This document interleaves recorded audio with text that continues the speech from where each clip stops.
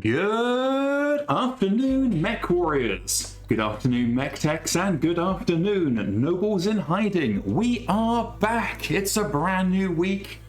I'm rested from the weekend, and I hope you all are too, because today, we've got our work cut out for us. We're going to have to do some UI work by the looks of things.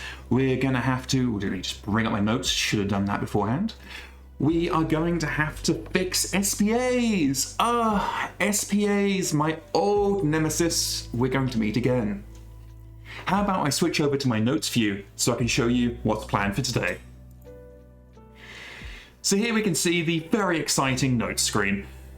Everything listed here is what we're aiming to do today. Some of it we won't get done. That's fine. That's completely fine. And it's not in any particular order, but we're gonna mash through it. Probably leaving any UI work until the end. Because I don't know about you folks, I don't like to work in the UI. It's a pain in the bum. MekHQ is a wonderful program, but it was universally designed by front-end developers who, well, were forced at PPC Laserpoint to do front-end. None of us like it. It's a pain in the bum. Our front-end stuff is a horrible mixture of Java Swing and Java AWT. Don't ask me what AWT stands for. I just know it means pain. Pain for me and pain for our users who have to put up with our UI. Now, you might notice that the microphone's a little bit different. I might be coming through a little bit quiet. I fiddled with the settings and we went ahead and just adjusted things. Positioning's a little bit different to try and avoid me blowing out your ears whenever I type, because that's not particularly good on a development stream where I'm going to be typing a lot. Last thing we want to do is have any of you leaving the stream deaf. Maybe leaving the stream dumb, because you're watching my stream and I'm not particularly smart. But we don't want you leaving deaf. Here we go. Falling over my own tongue already. One day I will fix that, but it shan't be today. So, how was everybody's weekend? My weekend was pretty relaxing. I did a couple of small PRs to kind of continue getting myself back in the feel of things. And then I just hung out. I played some Subnautica. Not the sequel, sadly. I really want to play the sequel, but it's not available in early access on PS5. Unfortunately, PS5, while it does, I mean, people tell you that PS5 doesn't do early access. It does, but it is by special arrangement only, which means if you're not special, and if Sony doesn't love you, you don't get early access. So no early access Subnautica 2 for me. Sad, moist noises. So I've been playing through the original, which I never actually completed. I'll be honest, I played for a little bit.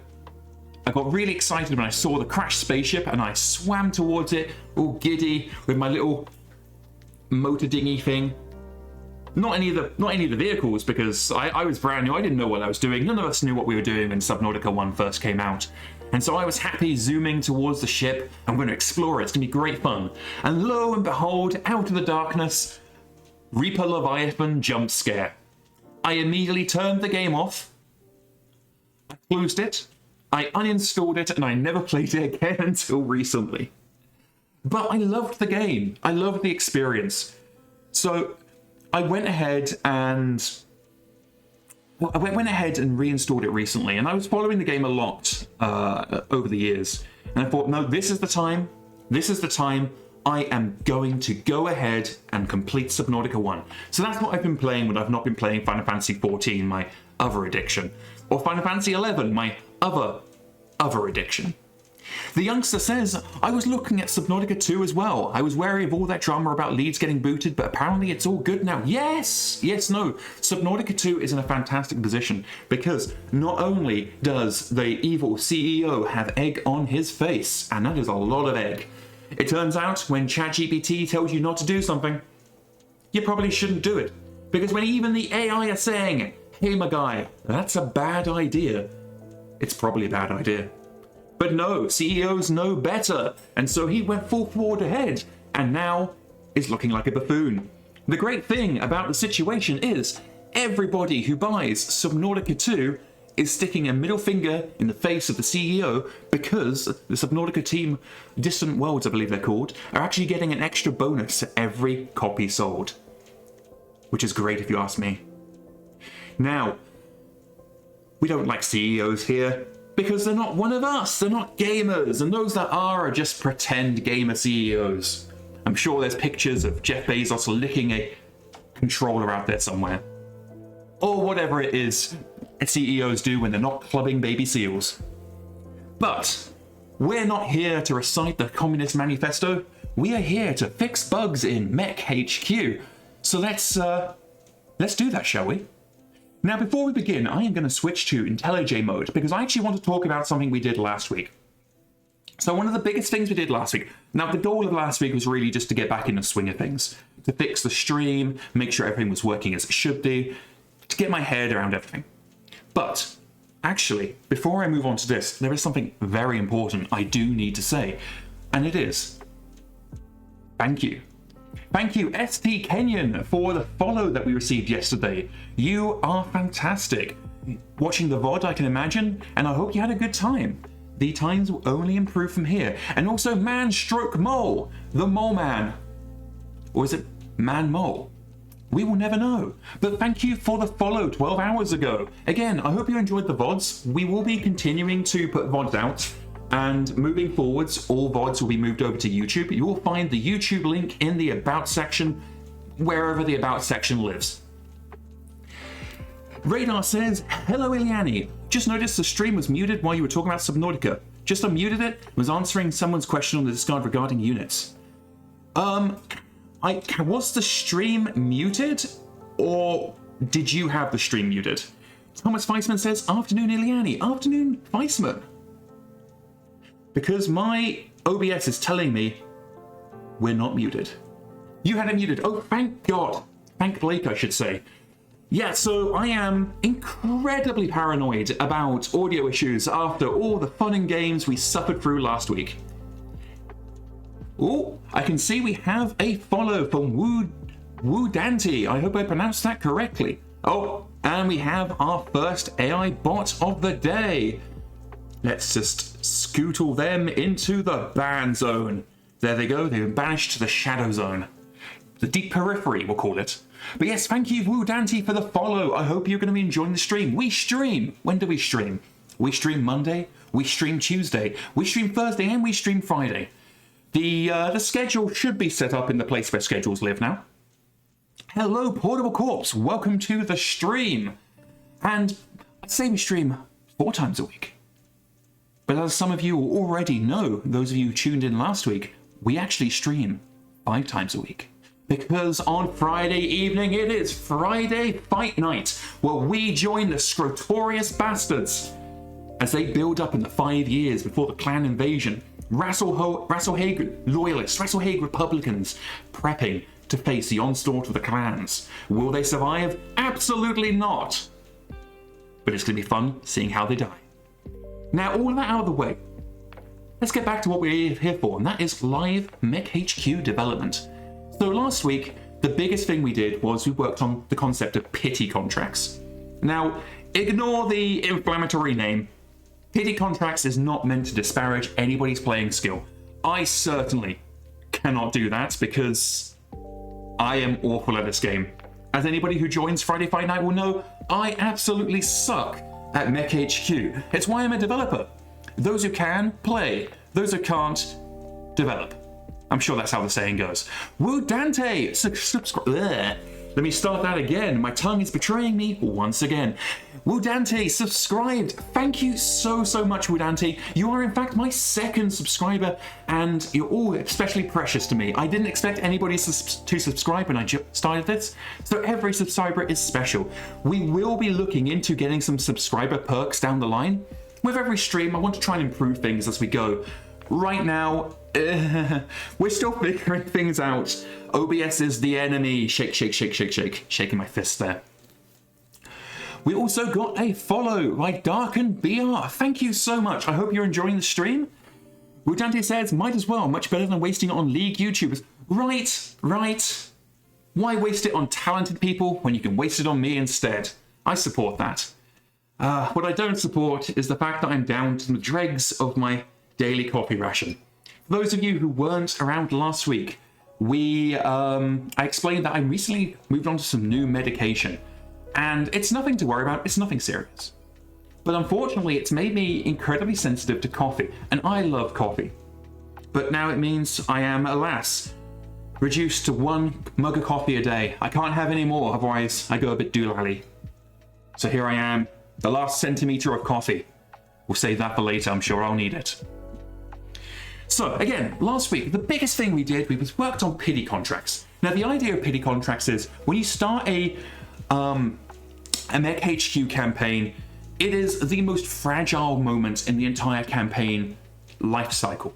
Because unless you get lucky with your initial 10 contracts, you are, to put it frankly, fucked.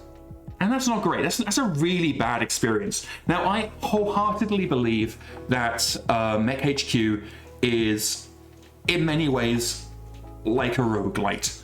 Similar to how Rimsworld, which during my hiatus, I actually got around to finally playing. A lot of fun there. Enjoyed it. Didn't enjoy it as much as I did in developing MekHQ, which is why I'm back. But Rimworld has given me ideas, given me concepts, given me inspiration.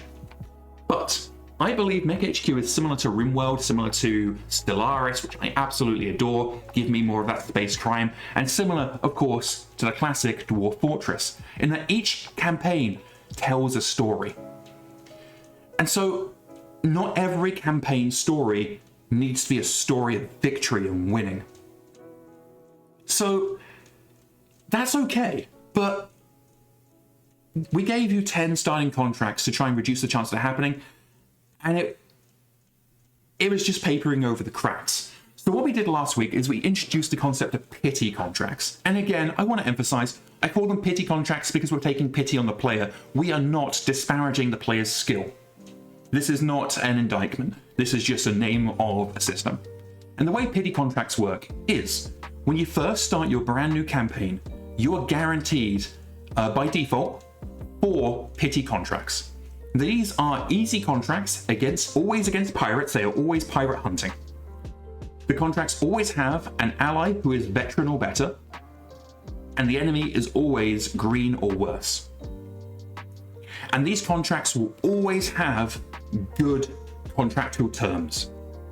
So they give you an opportunity to jump in and know that you're not going to be struggle busting from the get-go. You can ease yourself in. Your campaign can have a chance to grow.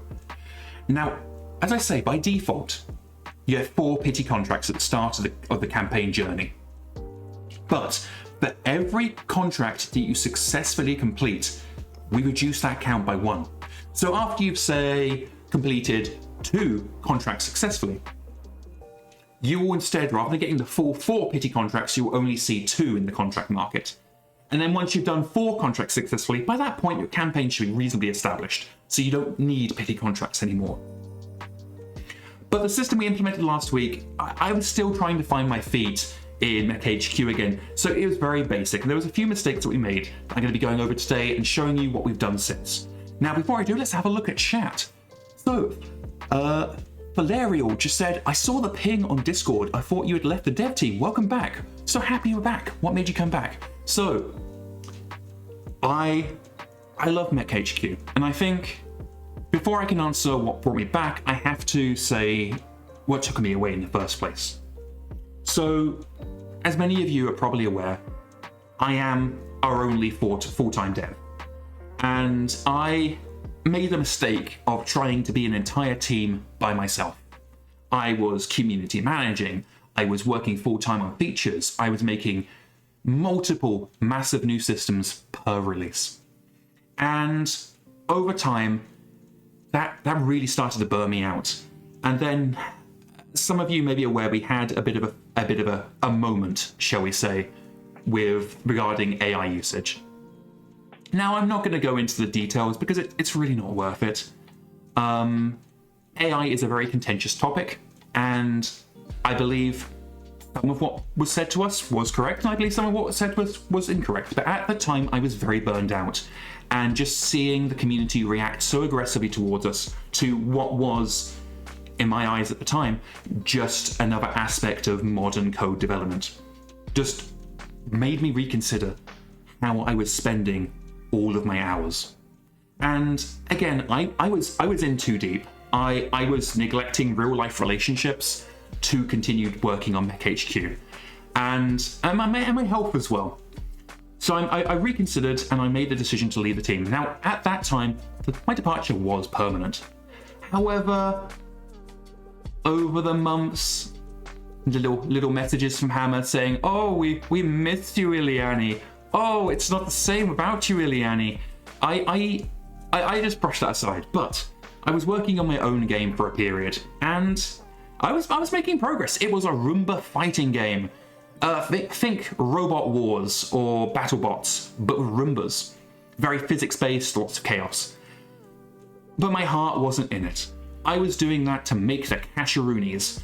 I wasn't doing it because I loved it. And at the same time, I just missed MekHQ. I missed the team. I missed the developers and contributors and QA, of course. God bless QA. But I also missed you guys. I missed the community. Which is why when I came back, I decided I would start streaming so that I could have a better exposure to the community. But one of the things for that is also to keep tabs. What is the community thinking? Because it's very easy to develop in isolation and think, oh yes, this feature is amazing. And then when the community, you wonderful folks, get a hold of it and you're like, it's not great though, is it? And I would rather find out while I'm developing the feature than I would months later. So that's why we're here. It's a very long answer to your very short question, Valerial, but I hope that answers it.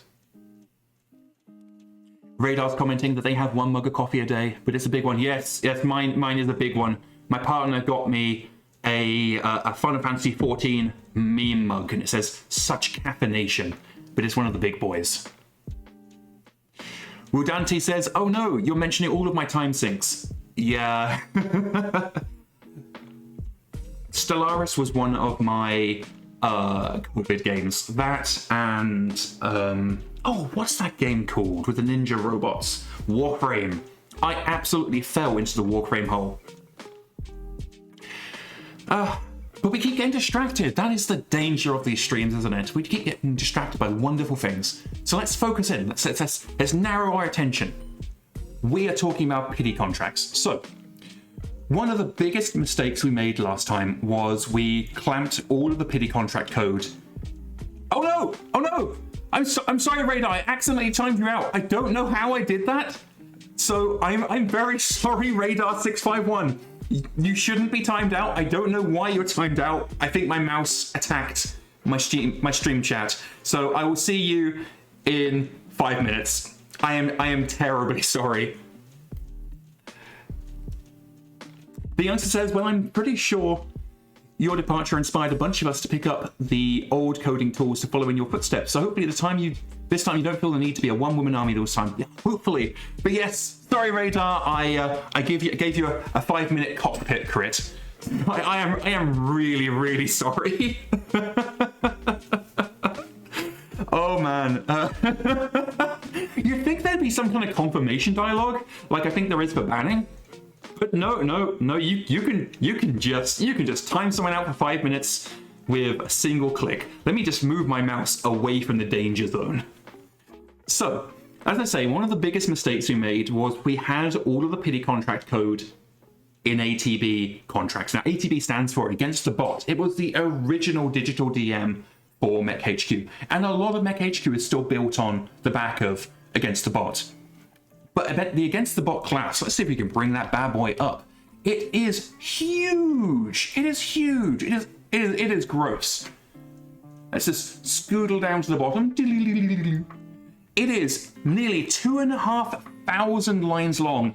That is, it is not good. It is not good. And the reason why we get that line length in a class, it's because we keep adding more and more stuff to it. Like required victory points. That could be its own thing, probably. Pity contracts absolutely could be. So now we have the pity contracts class, and that's what you're seeing on screen now. But we also did some cleaning up. I'm not going to go into everything line by line because it's not particularly exciting. But we cleaned some things up. We added some unit tests. I'm not going to go into unit tests. I'll show you unit tests at a later point, but I'd rather build those alongside you folks so I can explain as I go. I'm not going to show you finished work. It's just not that interesting. But what is interesting, if we scootle down here, is we've added some special cases for pirates and for clan campaigns. Now, we don't like the clans here, grr, arg, but players do, and so we need to make sure that we are accommodating them. So the first things first, pirate campaigns. This is really, really super simple.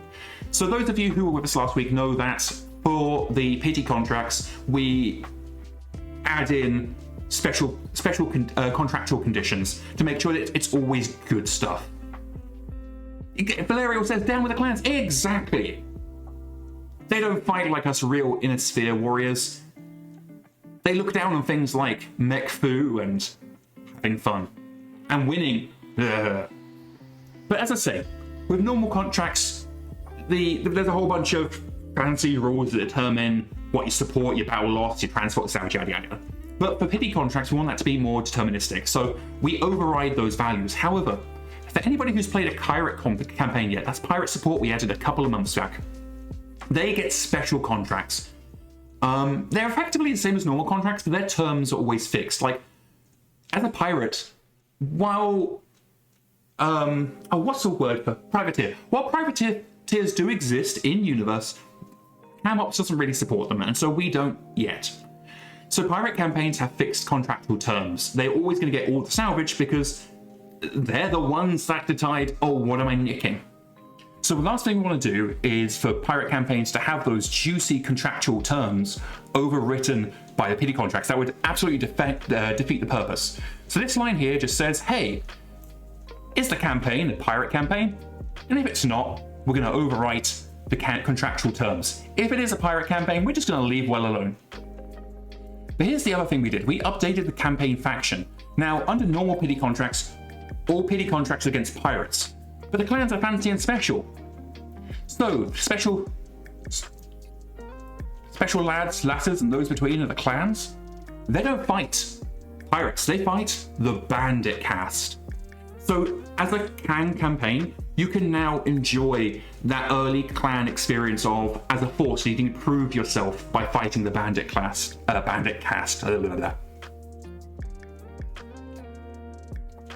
So that's the bulk of what we've done here. We've moved things into a new class, we added some tests, we cleaned up the code, added comments, always good, we love a good comment. And the thing with comments, that's what these things are, Java docs, I should say, not comments, is that if I hover over the method, and you can do this anywhere within the code base, you're going to be told exactly what the method does, what its parameters are, and what it's going to return. Also, because I always add author and since, it tells us, hey, who made this rubbish? Who can we blame? But also, when was it made? And the reason why we use the author tag, it's not required by our code style, but I like to include it. The reason why is if we update our formatting, so how many spaces there are between stuff and things like that, and someone comes into a class and hits it with the auto format, which happens on save by default. What will then happen is, according to IntelliJ IDEA, every line that they auto format was authored by them, because it only shows the last person who did a thing. We can show it here. See, last person who did a thing was me. But if I was somebody else and I auto formatted this would all show them instead. So by just slapping the author on, we can be so proud of it, we put our name on it. But more importantly, it means that we know who the original author was. So when things go wrong, or we need to double check what was the authorial intent, we can come back to that. So if you have any questions about pity contracts, MekHQ, MegaMek, game design, anything at all, just pop that in chat. I'm always happy to answer. But alas, we can't just rest on our laurels. We need to do new stuff. Now, it is a beautiful day today, and my cat loves to have the window open. But unfortunately, that means I am getting the Mech Warrior experience. I am baking in my office. I've got the fan on above. Hopefully there's some not coming through, but I have the fan on above. But I am toasty roasty. I need to get myself a cooling vest. But let's go to our notes. So everything you see on our notes, let's switch over. Whoop. Everything you see on notes, this is something that's been requested by a player. Right now, we have a major project going on, which I've just referred to as spit and polish. We're going to spit on MekHQ and polish it till it shines. And that's because I'm only recently back. I don't want to jump right into major features. I want to take things slowly. I want to build up a bit of community goodwill before I nerf all your games again. Not that I ever do that. No, I never nerf. I only ever buff. Anybody who's been around on the project long enough knows I never nerf things. But I don't want to jump straight back into nerfs or major projects. So what I've done is I've asked the community, and that community means you folks. If you haven't already joined the Discord, you'll find the link in the place where links live. I believe it's in the About section. And what we're asking players is, hey, what are the really annoying things that are just sand in your shoe? What is that? Just that irritating thing that you're like, oh, I hate having to do this, or I hate that it works this way. And we've got some fantastic ideas. If I switch over to Discord very briefly, you'll see everything you're seeing on the left-hand side now. This is all stuff, and you'll see a lot of it's been marked as done or no action required. This is basically what we're doing at the moment. We're just asking people, hey, tell us your little annoyances, and we'll take a look.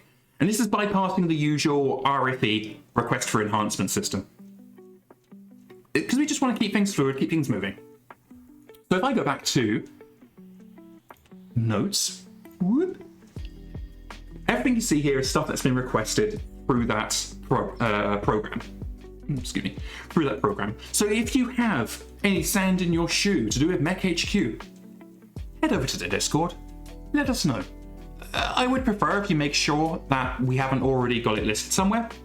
And if you've got a few things, one post per thing, just so I can keep things nice and neat. Just have some quick water. And then we're going to have a look what we're going to work on today. So the first thing first is improve the flag view in Personnel tab. Now in the Personnel tab, you can see you can see a whole bunch of stuff. And one of the filters that you can do is the flag view. Now flags are basically true-false statements that you can attach to a person. For example, you can say, this character is my campaign commander. This character is the campaign second in command.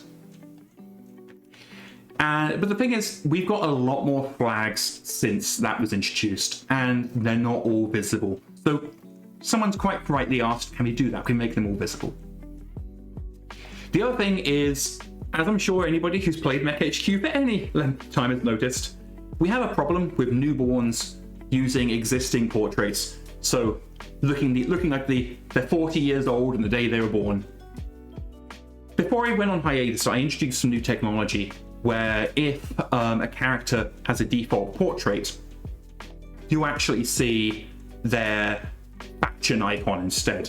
Now you can see this right now in two places. The first is the genealogy view. If you click on view family tree on a character, any character that doesn't have a portrait will just have their faction icon instead. Radar needs a 5 to wake up, 7 success. Radar wakes back up. Welcome back, Radar. I am so sorry. Well, thank you for being the canary down the well. I now know what that button does.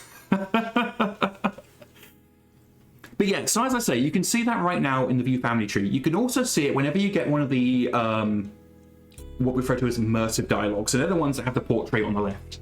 Like for example, when you accept a new contract and your oh bloody hell, your liaison turns up, you'll notice they have the faction icon. That's using the technology we're going to now use for children. So for children, instead of 40-year-olds as their portrait, we're going to just have it for until they're say 18. They will just use the faction icon. We're going to make it a campaign option because we don't want to force this on players, but it's just another way we can have. Also because all our portraits are partially AI generated. Now I'm going to jump in, and before anybody has an attack of the rage, we sourced these portraits over half a decade ago, before the current breed of generative AI. We do not support the current breed of generative AI art. We simply do not use it. Back in the day, generative AI was a lot more ethical, and the place that we sourced our portraits from, which were later then edited by a human, but the place that we sourced our portraits from used an ethical data set, where all the images used in the data set were licensed. This wasn't stolen art. This wasn't the current generation of AI where they just take everything off the internet. This was over half a decade before ChatGPT didn't even exist, to my knowledge. So I just want to get that out there. But we understand that some players are still not a fan of generative AI, and I absolutely get that. So what we're actually going to do is we're going to include an option so that for young characters, it can use the faction icon, but we're also going to include an option so that all characters will use the faction icon. So players that are really against generative AI of any format, old or current, can just turn them off. And that's okay. We want players to be empowered to craft MekHQ into the kind of game that they want to play. I am about to completely mispronounce this, so I do apologize. But the bouncer? We'll go with the bouncer, because I can pronounce that. The bouncer, thank you so much for the follow. I hope you're enjoying the stream. Acid Plague is laughing at Radar. Yeah, I think we can all laugh at Radar, our guinea pig, who accidentally got head capped on round 1. And the youngster says, I thought it'd all be cool to have portraits dynamically generated through layers. Yes. Yes, so the youngster's pointing out something that I would really like to do. We actually had that before my hiatus. We planned to have a system where that portraits would be dynamically generated using layers like a paper doll. Like if you think like the old Gaia Online and Neopets and stuff like that. I'm sure there's better examples than Gaia Online and Neopets. I'm showing my age here, but basically paper dolls. The thing is, unfortunately, my artist got a real job, so there's a lot of art that's required for something like that, and I can only lean on artists so much to do free work for me, and when the artist gets a real job, we kind of have to put up with. So Wadante says, layered paper dolls are amazing. I bet people would donate if that were to happen. So that's actually something I'm planning to talk to Hammer. Now, paper doll portraits is a massive task, so it's not something I'm reviewing at the moment, but it's been suggested by a few people on the development team, so there's definitely interest there. But right now, the technology for us isn't in place, and with me not wanting to embark on any major projects right now, we're not in a position to really jump down that rabbit hole. But layered paper dolls for portraits is absolutely something that I would love to see. If for no other reason than to help reduce the attack of the clones effects that we currently have. So that's what we're going to do here. The other thing is, you can see here, find a way to better inform players of automation options. We have a lot of automation options. Like, for example, did you know that on New Day, you can tell MekHQ to automatically assign patients to doctors? Or automatically assign techs to vehicles that don't have tech assignments? You can, but a lot of our players don't know that because we don't really advertise it. The other stuff is not particularly exciting, so I'll go over it in time, but this one here, less random SPA options. So we have something called a Veterancy Awards. Now, way back when, how Veterancy Awards used to work, and I really didn't like it, but how it used to work is when you reached certain milestones, I think it was regular, veteran, and elite, because we didn't go up to heroic and legendary back then. So I think it was regular, veteran, and elite. I could be remembering it wrong, but it was a couple of different skill level milestones. You would get given a free SPA. And back then, SPAs were dirt cheap. Anybody remember 8 XP a level? Yeah, we don't have that anymore. But SPAs were dirt cheap, like 25 XP a pop. So it wasn't too much of an issue because you weren't really gaining too much from that. It was just free XP, effectively. So I removed that because when we introduced the Time of War XP scale, suddenly getting potentially thousands of XP, or over 1,000 XP of free SPAs was game breaking. And especially in a time where we're wanting to slow down, we were wanting to slow down player progression to help slow down the passage to what I refer to as the post-scarcity stage of a campaign. And that's the stage where you're basically invincible and money is no object. The longer we can hold that off, the more exciting campaigns are, because once you reach post-scarcity, yeah, there's a certain appeal to being the most powerful entity in the universe. But personally, I think the early game's more interesting when you're struggling to survive. So we want to try and extend that. So we couldn't really have a situation where you were given potentially over 1,000 XP of free stuff. So we removed it, but players really like free stuff. So we returned it to, we returned Veterancy Awards, but you only get it when you turn veteran, and you only get it once. So you only ever get it when you turn veteran, so you're only getting one SPA. But I also liked the idea of it being kind of like a loot boxy type situation, where you put your hand in the pot and you take a random SPA out, and maybe that SPA is amazing for the character, or maybe that SPA, maybe you get natural aptitude gunnery on your admin, and you're like, ooh, that's really juicy. Maybe I'll retrain them into a mech warrior. And that was good in my eyes, but it just isn't. While I do support the idea that I was going for, I don't believe the end result is particularly good. As Radar just mentioned, there's a mech pilot who suddenly gets a golden goose, or the admins getting weapon specialists, stuff like that. Like it has a certain appeal, but I don't particularly enjoy it. I don't think it creates a good experience. And so what I'm going to be doing is I'm making the SPAs a little bit less random. Acidic Plague, welcome to the stream, says, surprise, your SPA is your pilot is now addicted to drugs. It happens more often than you think. Now, the last thing on here, reordering purchasing priorities. I do not think we're going to get onto that today, because that's going to be a huge task, and it might not even be possible. But that's something that's been really bugging me for a while, is how procurement is just effectively random. The player has no real control.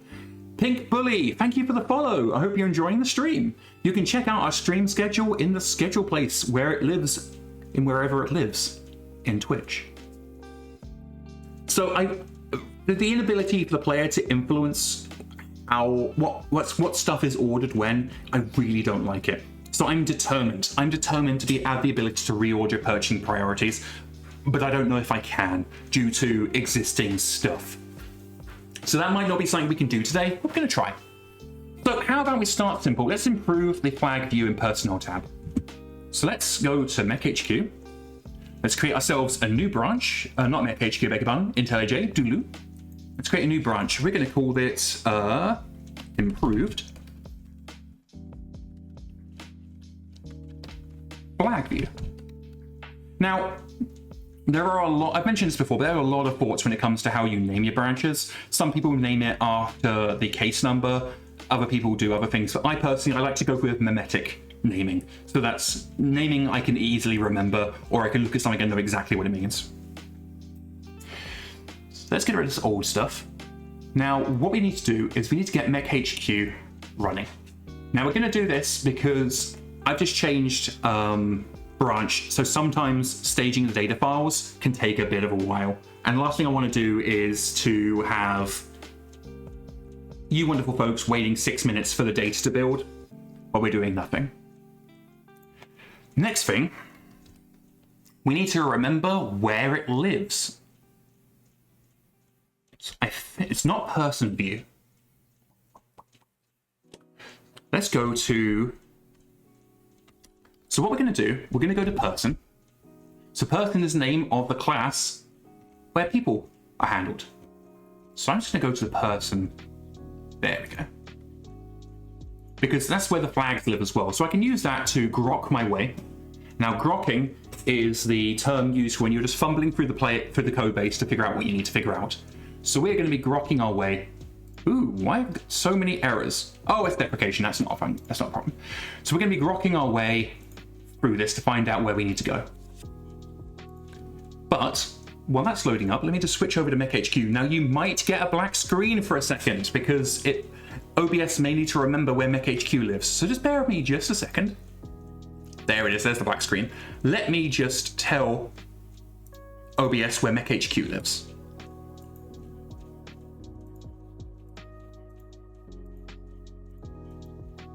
There we go. Boop. So Pink Bully asks, what IDE this is? This is IntelliJ IDEA. IntelliJ IDEA has a free version, and it is the IDE we recommend for working with Java.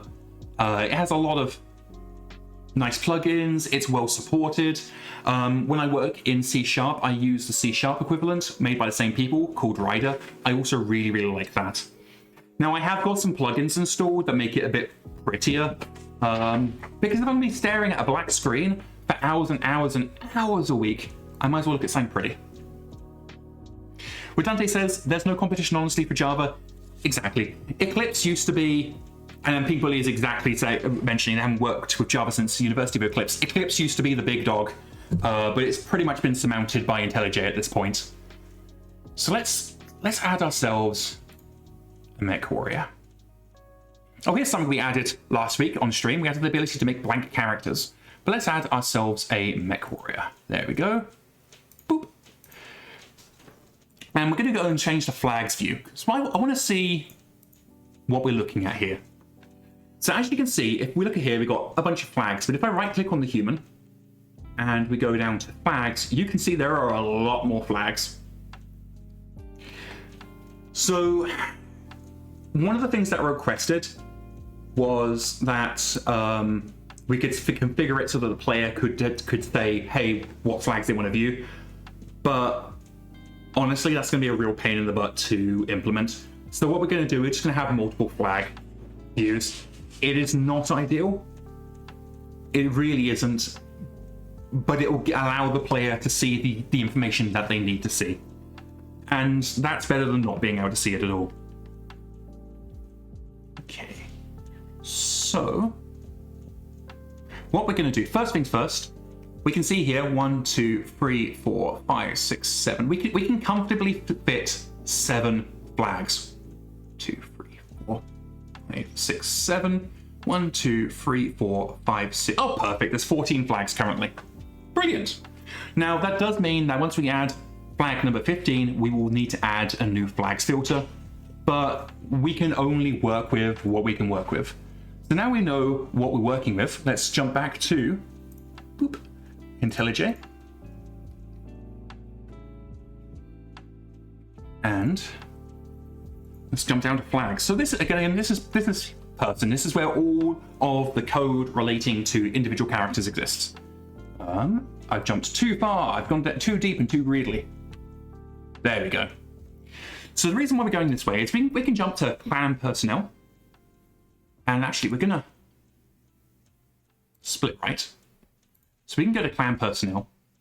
And then we can find where it says set clan personnel. Because this is going to have is clan personnel. This is a method that tells the rest of the code base, hey, is this person a filthy clanner?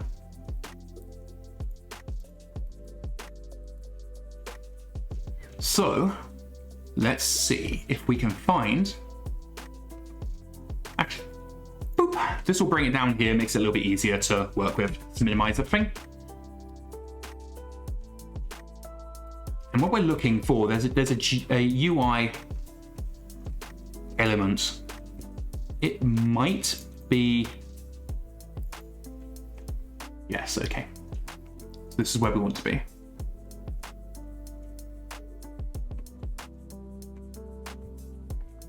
So I'm just reviewing this, seeing.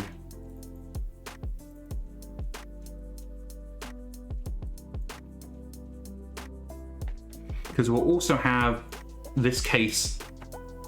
Okay, so it's all mostly housed in here. There will be other stuff that we'll need to adjust, but for the most part, this seems pretty useful. So our objective now is we're going to need to create new columns for all of the stuff. So we're just going to make sure that we have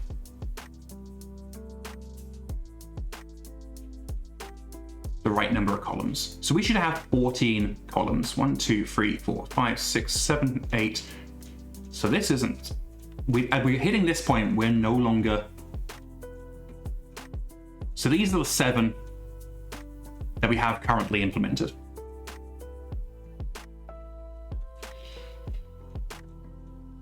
Pink Bully says, I still have my 1,300 page Java book here. I think it's the first time I've opened it in nearly a decade. I have so many Java textbooks. They're currently being used to prop up my second monitor. Sleet, another one of the developers, used to comment that that's what we refer to as foundational knowledge. So as you can see here, the individual columns are fairly simple. We have the column name and we have the text. That's going to be basically the title. So we'll deal with the text later. What we're going to do now is get all of the columns in. So we can do this with a good old-fashioned duplicate. Let me just double check. Okay, we've got clan personnel. Yes. We've got commander. Yes. Second in command. That's something we want. So second in command was added before I went on hiatus, and it's basically something that MekHQ can generate automatically, but it's a way for you to say, hey, this character is my second in command. And what will happen is if your commander is unfortunately killed, leaves, or whatever, the second in command will be automatically switched to have the commander flag. Divorceable, we've got that. Founder, we've got that. Immortal, we've got that. So immortal doesn't mean they're actually immortal, it just means they're not going to be affected by random death. Quick train ignore, we don't have that. Does everybody know what quick train is? I can give a brief explanation if not. Salvage supervisor, we don't have that.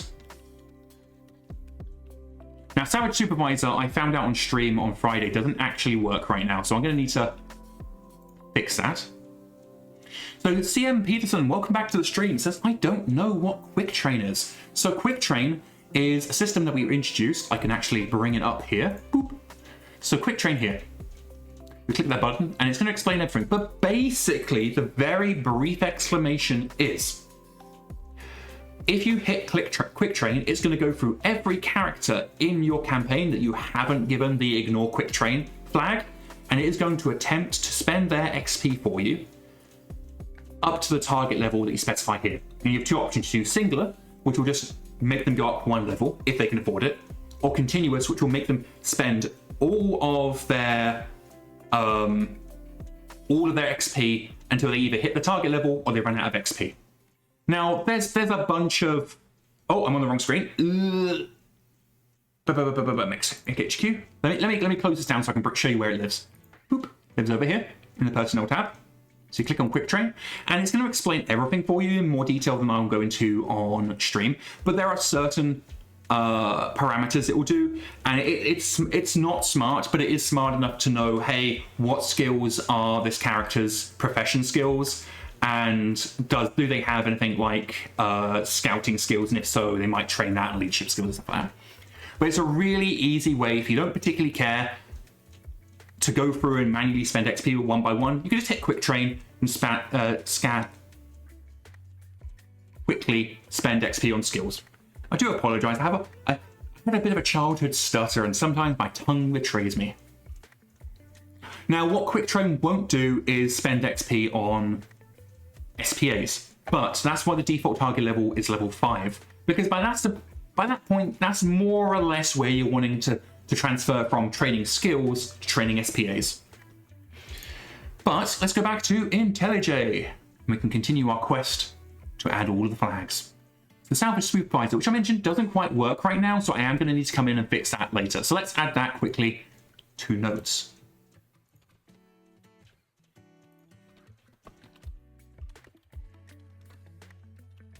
So how salvage supervisor is meant to work is it's meant to automatically assign them to salvage operations, but it doesn't. It's just completely broken now, right now. So we're going to fix it. So under protection, some of you may have had the unfortunate, I can't spell, protection. So some of you may have had the unfortunate opportunity to have your characters blood hunted. If you click the under our protection flag instead of being blood hunted, anytime that you would be blood hunted, you actually, the campaign pays them off, pays the bounty hunter off. So you pay a small civil tax, but don't have to worry about your characters getting assassinated, which is helpful. And last, we have never sign auto maintenance. So some of you may be aware, some of you may not be. In MekHQ options, there is the option to, on new day, assign text to any active unit that does not have a text signed. And it's very intelligent. There's a whole stream of things that it goes through. But it works surprisingly well. But this flag here just allows you to say, hey, MekHQ, do not assign this person. So we've got some more flags here. We have marriageable, and that's in tune. We have prefers men. Oh, I am needing to duplicate that. Boop. So prefers men means they are a character who prefers to enter into relationships with, you might have guessed it, men. And we have prefers women, which does the same, but for women. Now how this works is it uses the characters, this is a very complicated topic, but in MekHQ, sensitive I should say, not complicated. In MekHQ there are two genders. You have the character's gender that they present, and the character's gender that they are for reproduction purposes. So Radar 651 says, why not prefers both? And Wudante asks the same. So if the character prefers both men and women, they will simply just have both ticked. They will have both the prefers men and the prefers women flag. They are not mutually exclusive. And some characters will actually generate with both unticked. They just don't prefer anybody, which, to be fair, we can understand that. In this world, we can understand why someone might say, you know what, people suck. We also have the trying to conceive. Now this is a... we had some issues with this trying to conceive flag last year, maybe the year before, where programmatically this makes sense. Oh, we've already got the try and conceive, perfect. But basically, this says, is this character open to producing children? But, and I didn't say but just go back, and that's determined at the moment character is created. So you had children that had the interested in children flag. And that was making some players uncomfortable. Now, in our mind as developers, it just didn't apply prior to them coming of age at 18. You can't produce children until you're 18 in game. So we just were like, oh, it doesn't kick in until you're 18, so it's just there to show you that they're going to be willing to have children when they turn 18. But it was making players uncomfortable, so we actually hide the trying to conceive flag on children. And last but not least, we have hide personality. So I'm sure you've all seen the random personalities, or the asshole generator, as I prefer to call it, because for some reason it is determined that every member of the Insphere is an asshole. Lore accurate or not, it's amusing. So we call that the asshole generator. But a high personality just says, hey, for this character, I don't want to see their personality. I don't want to see their random personality. So it allows you to disable the random personality, but without disabling the underlying mechanics. It means you can write your own personality. Now next up, I want to change these so they are in alphabetical order. So I could sit here and I could go by one and sort alphabetically. Now there is the ability to right click and sort alphabetically as well, but that's going to sort everything alphabetically, and I only want these. So this is the case where personally I feel is a good use case for large language models. So I'm going to head over to ChatGPT and very briefly just going to tell it to sort it.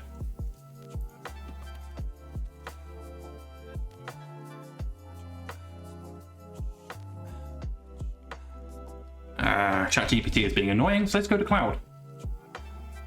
Sort alphabetically. Boop. And again, stuff like this, where there's no real creativity involved, it is just busy work that the AI can do, I feel personally is a good use case for AI. So Radar651 says, oh, using a tool like a tool rather than a replacement. Exactly. I've mentioned my views on AI before on stream, but there's no harm in mentioning again. But basically, I believe that AI has a lot of potential as a tool. I just do not believe right now that we have learned how to use the tool properly. And I also feel that the AI companies have a vested interest to convince you that AI is a tool that can do anything. They are saying that the AI is a sonic screwdriver. It will do whatever you need it to do. And they have a vested interest in convincing you that that is the case. Because the AI investment is banking on AI being the most profitable enterprise in the history of humankind. And to do that, they need to make sure that you, the user, believe it is. And so that's what they're doing right now. Whereas me personally, I like to use AI just as a tool. One day I will get what I want, which is just a specialized tool, but for right now it's just rough. Woodante says, right after the AI boom, finding a junior position was a nightmare. Absolutely, absolutely. But here's the trick. And I say this as someone who is currently quote unquote employed by MekHQ. I'm not officially employed, but this is my full-time job, so take what I say as a pinch of salt. But Woodante, if you're looking to pick up some junior positions, or anybody in chat wants to find a position in IT right now, what you need to do is you need to continue using AI as a tool, but you need to make sure that you are not just a vehicle that takes what the AI says and puts it into the IDE, the dev environment. Because if all you are doing is copy pasting AI code, maybe renaming a couple of variables, you are offering no personal value. You are easily replaceable by the AI because you are just offering nothing additional. How you stand out as a junior developer nowadays, and it is harder, but how you stand out as a junior developer is you make sure that your personal value proposition exceeds what the company, what the employer could get from just adding another AI agent. So do things like read the documentation, go to I believe it's called LeetCode, and do tests. Make sure that you are constantly expanding your knowledge, so that when someone presents to you the AI agent, you can go, yeah, this is okay, but here's what we can do better. Or you can look at the AI agent's outputs and go, okay, here is exactly what it's doing. Because if you cannot understand the code that you are putting into your dev environment, if you're just copy pasting from AI and you do not intrinsically understand what it is doing, it is going to break and you're not going to know why. But back to this. We don't need person anymore because we've got all the Vixen on, but we do want to split this cross into a second view so we can keep our list of stuff on the left and we can scroll down a little bit on the right. So we know clan personnel is one of the ones that already has a case. This is my least favorite part of Java. In C#, which is a language very similar to Java because it is Microsoft's answer to Java, all getters and setters, and these are getters because they just get a thing, are handled automatically. We, as Java developers, either need to use a tool or write it manually, and it is a pain in the bum. Now, there are tools to do this automatically, but as much as it is a pain in the bum, and it is, we're just going to go ahead and do it manually. Now, with a getter like this, I do like to have it just on one line.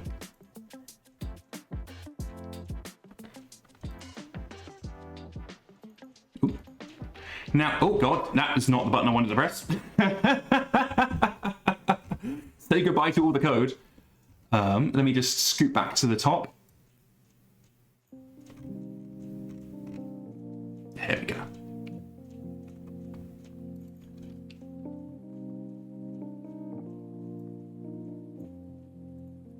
Now, my computer is not the best, so you have to forgive me, but I do have a little bit of input lag. So I'm working with a very old 2020, I think it is, Mac Mini. And one day I'll be able to have the funds to get a brand new computer. But until that day, Mac Mini it is. Clan personnel we have, commander we have, divorceable we have, employed we do not have because that was introduced recently. I'm reasonably certain we don't have that, so...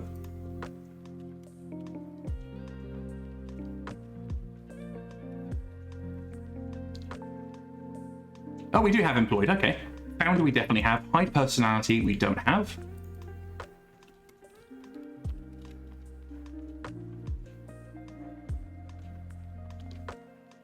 Immortal we have. Marriageable we have. Never assign or auto maintenance we don't have.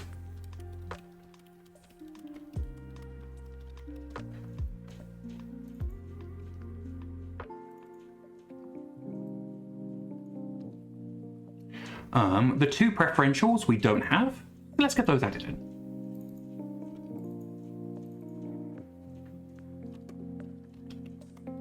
And there we have one for all you man preferences. And of course, one for all the women preferences. Now I mentioned, I think I partially explained this earlier, but in MekHQ, all characters have two genders. They have the gender that they present as, and they have the gender that they have purely for reproduction. And because our code base is over 20 years old, reproduction-wise, it's just called men or women. And that just basically means, does this character have male sexual organs? Or does this character have female sexual organs? And it prefers male or female. If I remember correctly, I believe, and I could be misremembering this, it's been nearly a year since I implemented it, but if I remember correctly, it uses the reproductive gender.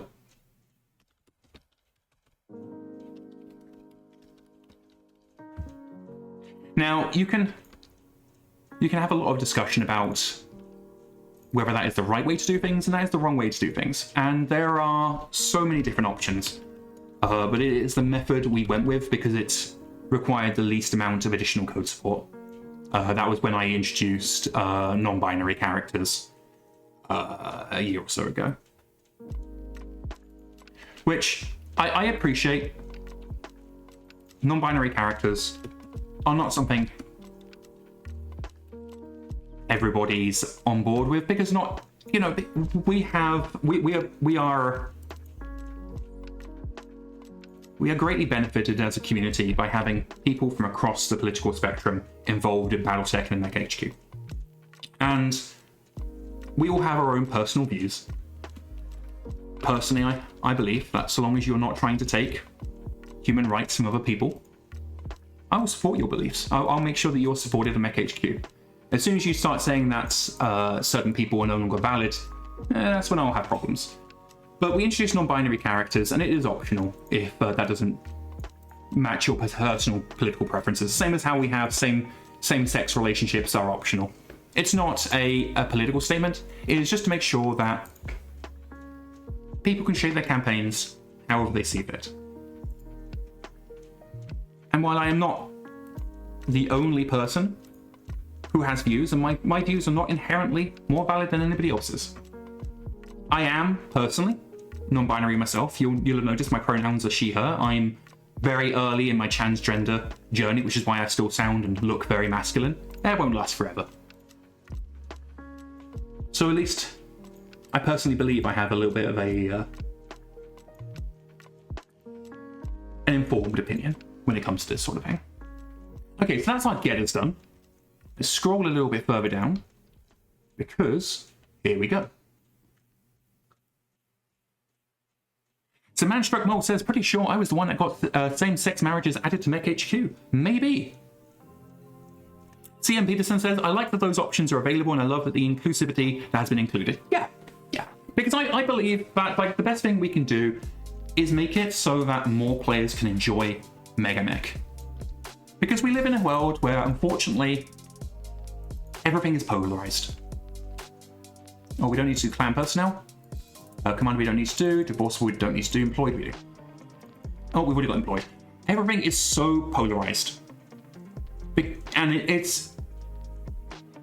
if you'll forgive me, I like to keep my streams political free, but I think we have to question who benefits from keeping us against each other. Who's really benefiting there? And I think that's a question that needs to be asked.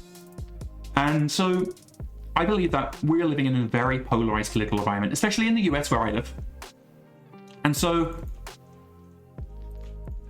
I think anything that can be a bridge between the political spectrums is important. Anything that allows us to go, hey, I don't agree with this person politically, but we both love something. We both love biotech. And maybe through interacting with that person, you come to realize that, hey, what I'm being told on insert your news source of preference, maybe it might not be entirely accurate. I'll use transgender people as an example, because I am transgender. And there's a lot of rhetoric out there that tells you, hey, you should hate transgender people. They're all after children and that sort of thing. But I would like to think that come into my stream, you interact with me with MekHQ, you realize that, hey, transgender people are just people. And maybe what I'm being told isn't entirely accurate. And so that's what I think. I think if we can find more things that help us see people as people, regardless of their political preferences, I think that's a really important thing to have nowadays, which is one of the reasons why I try to keep my streams politically neutral, and also why I like to include options in MekHQ that allow you as a player to decide, hey, what is my politics? What do I want from this game? With knowing that you're not going to be judged for it. Like, I go into many a people campaign through bug fixing, and I see loads of people that have non-binary characters turned off or same-sex marriage turned off, and that's fine. There's absolutely nothing wrong with that. The only thing that becomes a problem is when you start telling other people what they can and cannot do with their human rights. That's my belief, at least. Radar says they're trans themselves. Fantastic. It's always nice to see another transhuman.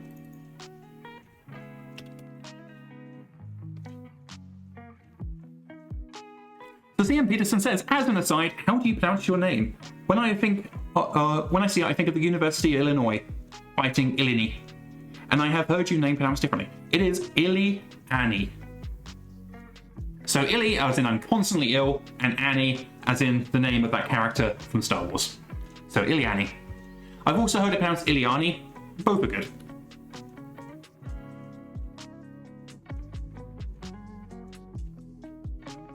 Interesting. So we have 1, 2, 3, 4, 5, 6, 7, 8 here. But we should only have 7. So either we've doubled up on something, which is entirely possible, or we were missing something previously. 1, 2, 3, 4, 5, 6, 7, 8. King Mal says, what are your thoughts on sand? It's awful, it gets everywhere. Fun fact, I actually picked the name Illy-Annie many years ago. And it's just followed me around. I only later realized it was a female name. And as my friends and partner often say, there were no signs. There were no signs that I was trans. None whatsoever. But here's an interesting thing. Why are we getting 8 when we only added... So what I'm going to do, we're going to start at the top that we got here. I'm going to break these out a second. I'm just going to count them. So if you count along with me, 1, 2, 3, 4, 5, 6, 7, 8, 9, 10, 11, 12, 13, 14, 15, 16. So there are 16, which means I really can't count because I thought there were only 14. Which is very interesting. So 1, 2, 3, 4, 5, 6, 7, 8, 9, 10, 11, 12, 13, 14, 15, 16. So there are 16. Let's go back to MekHQ, which I hope I didn't close down. I did not. Boop. Radar says, my boyfriend knew I was trans before I knew. It was written all over me, apparently. Yeah, nobody who was in a relationship with me was remotely surprised. My favorite story of when I was diagnosed with autism, I'm sure none of you have noticed that I'm very autistic, but when I was diagnosed with autism, I was literally the last person to learn that I was autistic, because I just thought I was normal. And so all of my friends, it turned out, had just assumed I already knew. So let's see here. Let's go to flags. Boop. Let's count them. 1, 2, 3, 4, 5, 6, 7, 8, 9, 10, 11, 12, 13, 14. Why is there only 14 there? Yeah, we have 16 flags. That doesn't make a lick of sense. It makes me wonder if we've actually got the flags mucked up and there's more flags than we've got, and for some reason we haven't mucked them all over. So we may have actually discovered a bug. Hooray! So what we're going to do, we're going to continue working on what we were going to go and do. And the bit where down here where it shows the flags, you can manually pick them, we're actually going to come back to that, and we're going to try and identify why we're not seeing all 16 flags. But that does mean we are going to need 3 flag views, which is many flags. But flags are super useful, so I'm not too upset by that. But I do want to make sure... Yeah, see? We have a couple where it's not being used very often. Oh, those are the ones I've just added. Duh. Okay.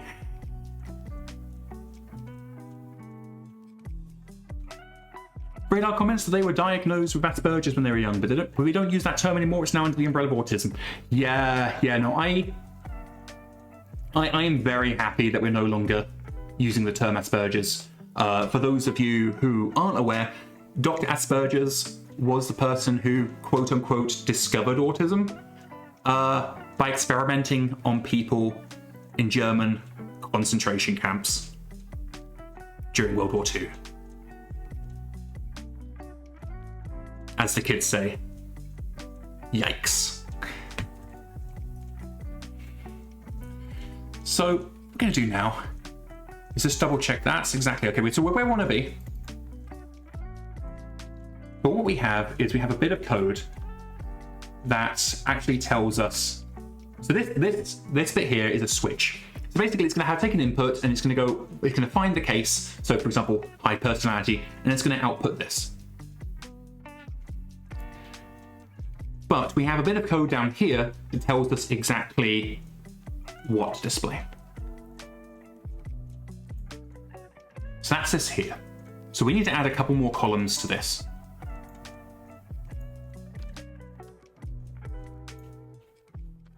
So we're going to have flags A, flags B, and because we've got so many flags, we're already up to flag C.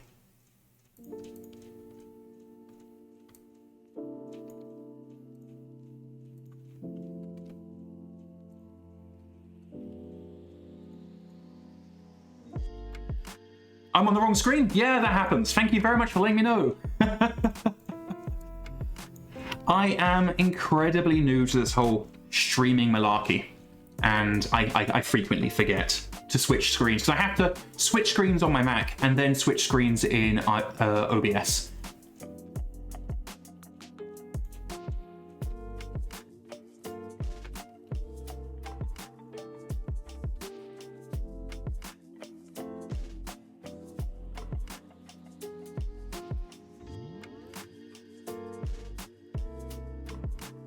But yeah, if any of you ever notice I'm on the wrong screen, just let me know. Help me not be crap. And if you've joined us recently, we're just going through and adding some quality of life to MekHQ. If you're not already, consider hitting that follow button so you can be notified of when we stream. We stream 5 times a week.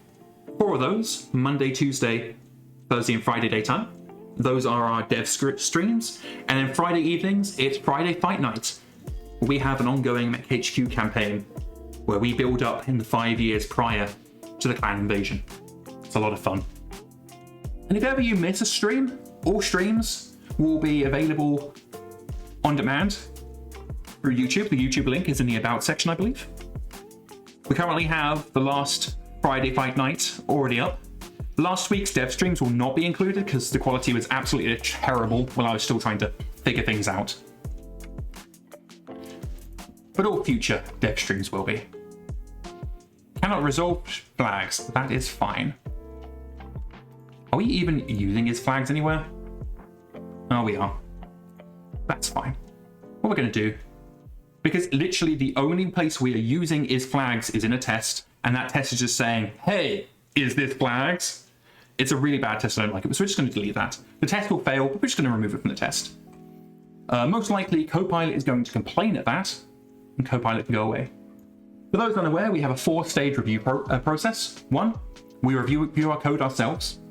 2, Copilot does a review. 3, a human does a review. I can't remember what 4 is, but that's basically the grand scheme of things. So we jump back over here. And this is now going to be flags A. We can duplicate this for flags B. And again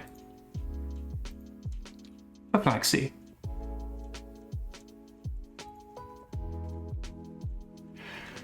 Okay, so flags A, we want man personnel,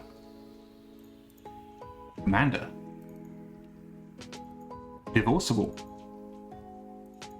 employed,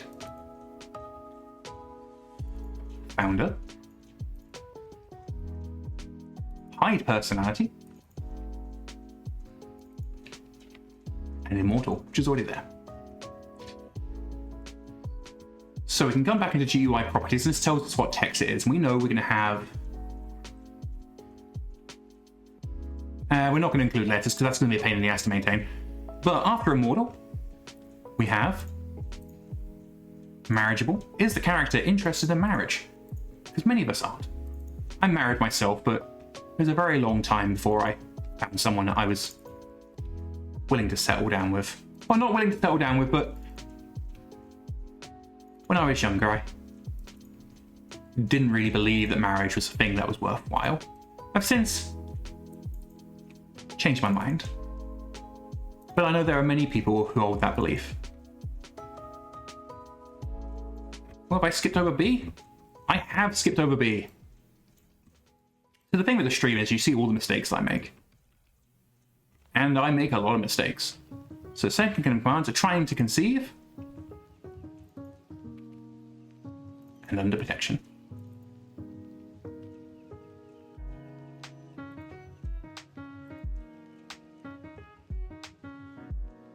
Radar says the only reason they're not married is taxes. Yeah. I think I've never felt more American than when I realized taxes were the enemy.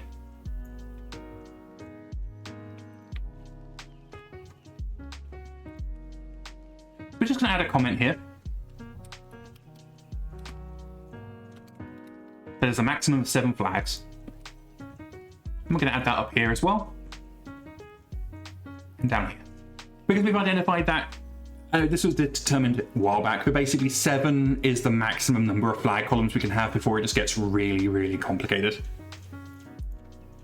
But now, in theory, if we reboot MekHQ, that should be working. So let's switch over to MekHQ before I forget. It's black right now because MekHQ isn't running. In fact, I'll switch to IntelliJ so you're not just staring at a black screen. The void, you stare at it too long, apparently it will stare back at you. Personally, I think that's only because you see yourself in the reflection of your monitor and realize, my God, I'm ugly. Let's boot up our new campaign. Actually, I booted up a new campaign. I'm actually going to close out of this, reboot it again, because I'm going to use the Learning Ropes new player campaign, because that's already got a bunch of flags already set. And I hope everybody's having a fantastic day.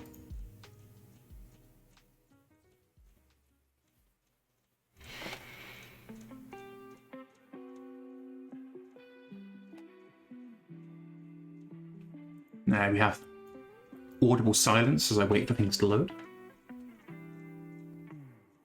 Don't care about all this stuff. Because the good thing about the... we got... Oh no! Oh, interesting. That shouldn't be happening. I have to figure out what caused that in just a second. Go away. So I'm going to... Over on IntelliJ, I'm going to bring up the logs. Because I'm definitely going to want to know what happened there. So we'll pop that there in a second. Get back to MekHQ.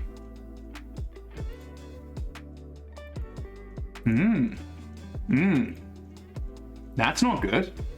It seems the new player campaign has died completely, which tells me nobody's clicked it for a while. So let's go back to IntelliJ, because this is a critical bug that needs to be fixed. Let's find out why.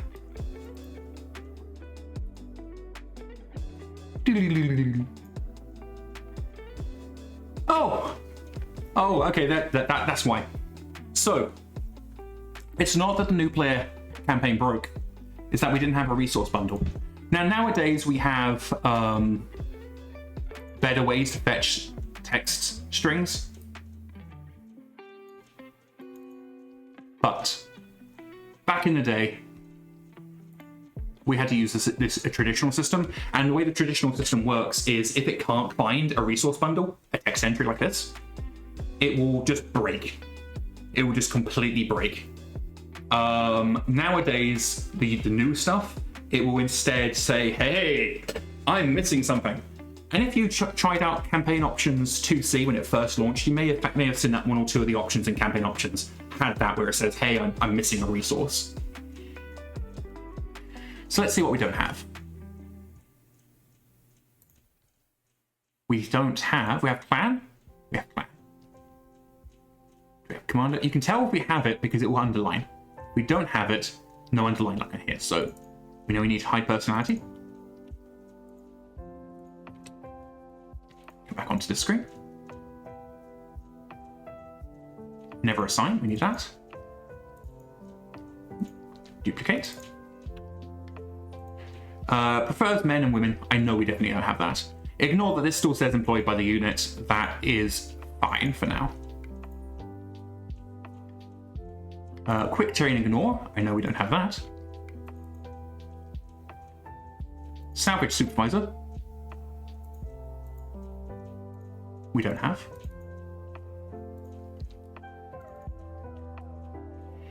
Second in command. We don't have. Trying to conceive, we do. Under protection, we don't.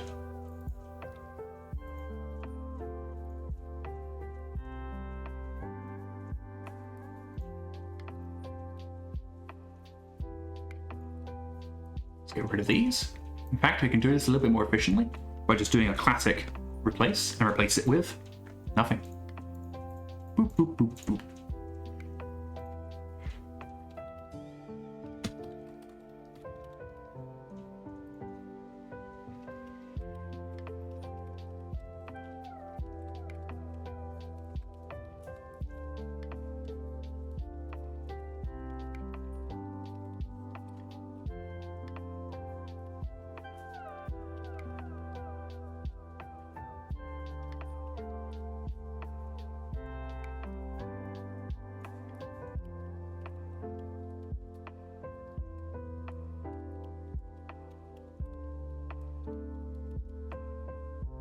I know I spelled that wrong, probably.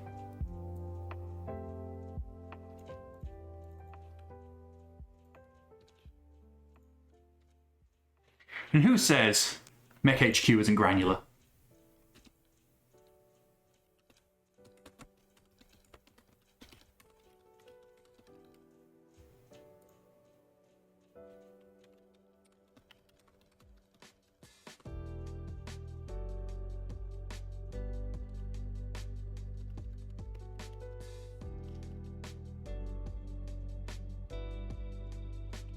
That's spelling coming in there.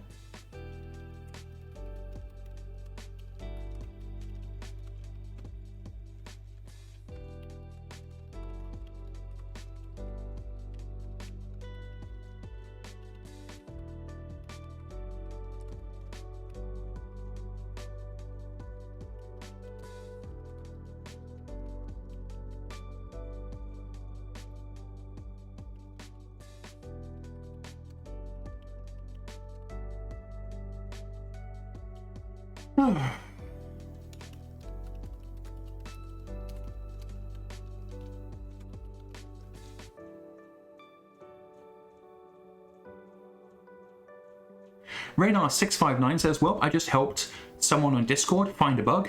Air-to-air PPC caps are not outputting the right damage, just the heat. That sounds like a MekHQ problem. Which means it's not my problem. While I do dabble in the MekHQ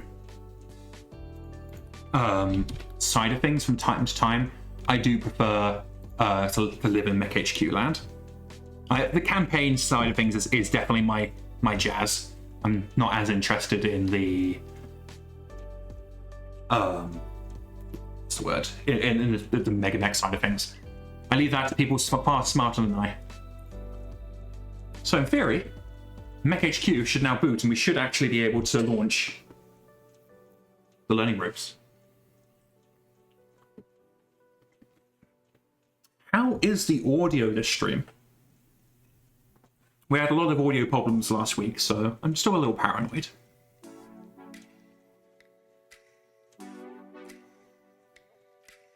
Pink Bully says it's great, fantastic.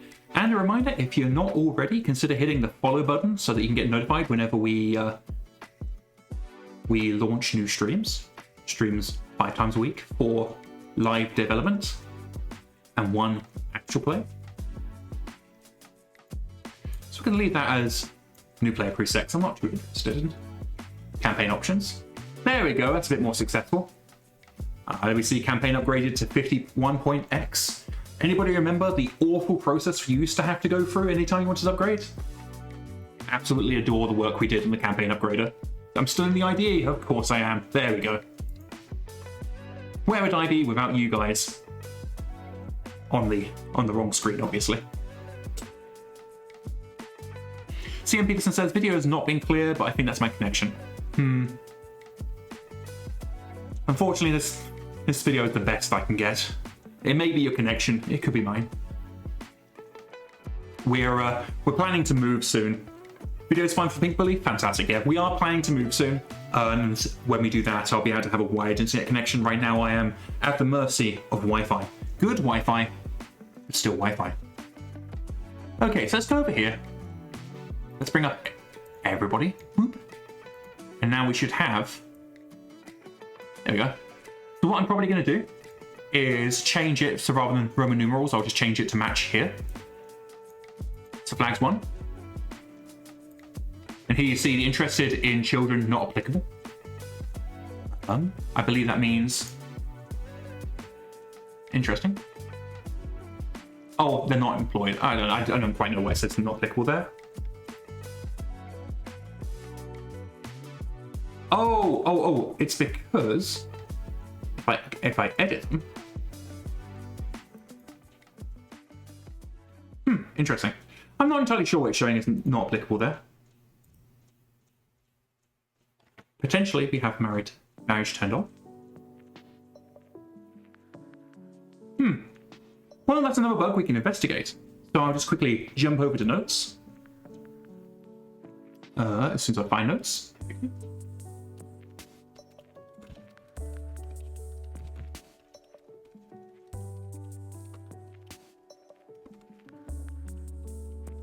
There we go. We just stuck that there. We can investigate that in a bit. CM Peterson says it shows not applicable because they're male. See, that was my thought as well. But if I jump back over, see here, Olga says not applicable, and they are, in fact, female. So who knows? Now, normally, it should show not as applicable if they're children. Don't know if we can show children. They're probably under... Oh, children, there we are. Aha, so yeah, something is definitely broken because children should be showing as not applicable.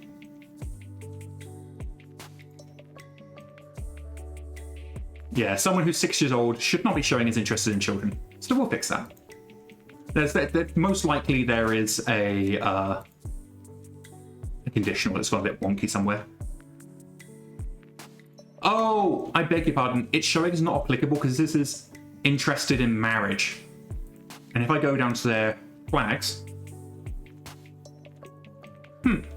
Weird. Yeah, it's definitely a bug, so we can investigate that. Easy enough. Oh, is it showing it's not applicable for interest in marriage because they're married? Yeah, King Miles got it right. They are already married. This is a very complex game. There's so many moving parts, and it's easy to get lost in them. There we go. This is all working.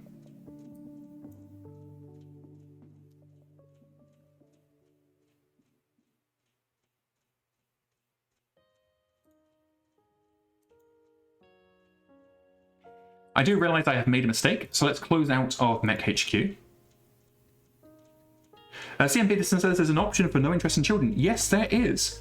Some characters have no interest in having children. It is a campaign option, so you can disable that if you wish. But just in real life, not everybody wants children. But my dum-dum, my silly ass, mistook what these were as tooltips. They are in fact labels. So they're a little bit too verbose for labels. We're going to get rid of these.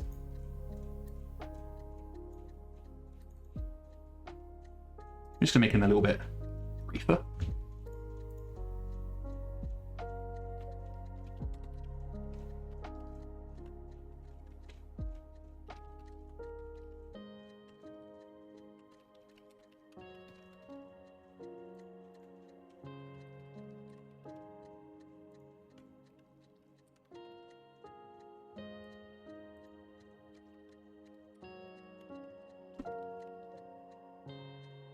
We can make this a bit easier.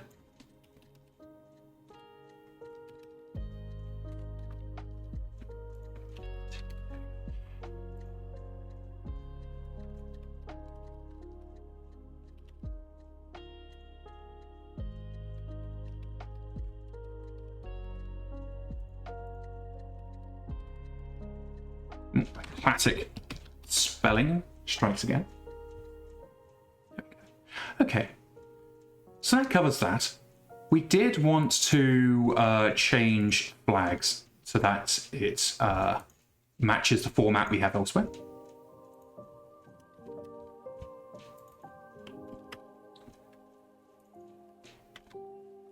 There we go. So that actually covers this PR quite nicely. Now, there are bugs. There are bugs that we need to identify, but we're going to put those on a second PR. Now, for anybody unaware, a PR is a pull request. It's basically me saying, hey, here are some changes I'd like to make to the code base, and it can then be reviewed or ignored and all that good stuff. So let's just make sure that all our work is tip-top and perfect. That all looks good to me. So what we're doing here is because we're doing a lot of copying and pasting, we want to make sure that we are in fact not doing the wrong thing.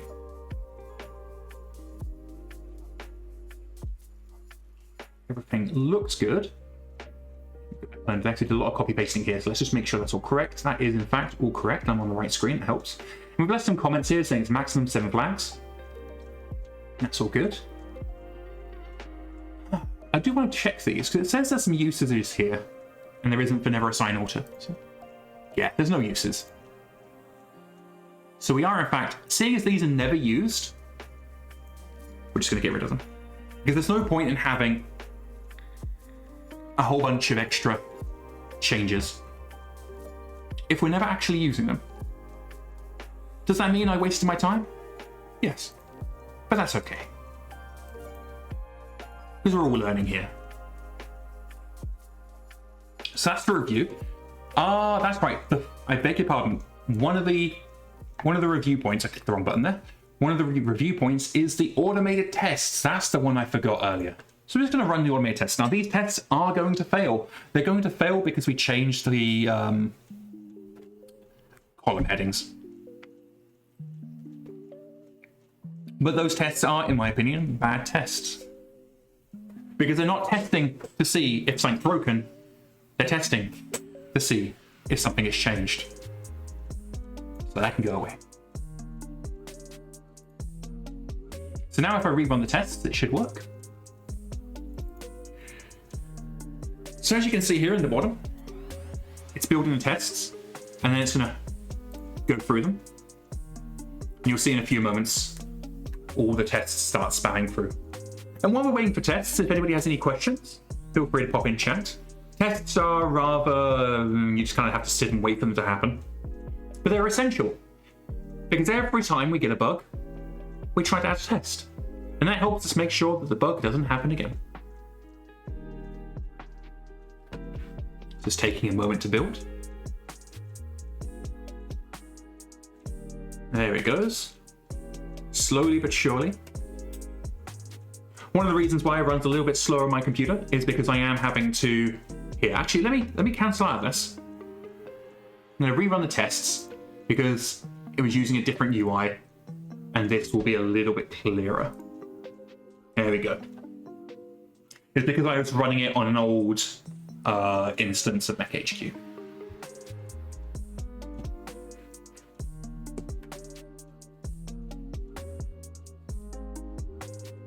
I absolutely adore Battletech. I don't know if anybody is aware of how I got into Battletech in the first place.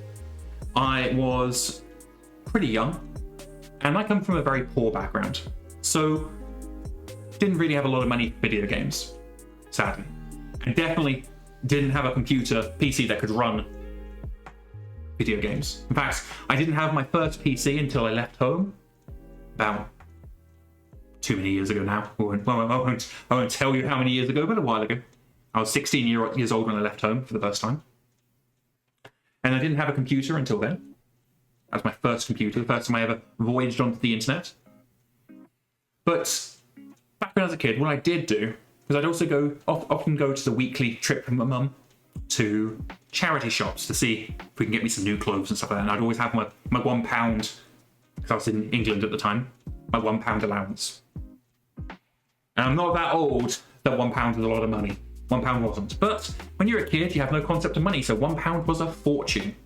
I could buy something at the charity shop, or I could get a cheap bag of Army Men. But many times, if there were any old gaming magazines in the charity shop, I'd buy those, live vicariously through what was ultimately advertisements. And I remember a moment when I opened up one of these magazines and there's a full-page spread for a game that would change my life. MechWarrior 4 Vengeance. And there was just something about that advert. And in fact, I actually have a poster of that advert still in the house. It's not in my office right now because I don't want it to get damaged before we move house. But I have a poster of that advert. And that full-page spread just sparked something in little Liliani's brain, just like synapses flared, new hyperfocus unlocked. But of course, I couldn't play the game. I didn't have a computer for it. So you can see the tests will run completely. I didn't have a computer for it. So what I ended up doing was I had off-brand Lego. And so I would just imagine how these mechs looked. I didn't know they were called mechs, they were just robots. I didn't know how these robots looked, so I just imagined how they would look. And I built them out of Lego. And I'd have little mech battles with my Legos. And it wasn't until I went to university many years later that I finally got to experience Battletech for the first time.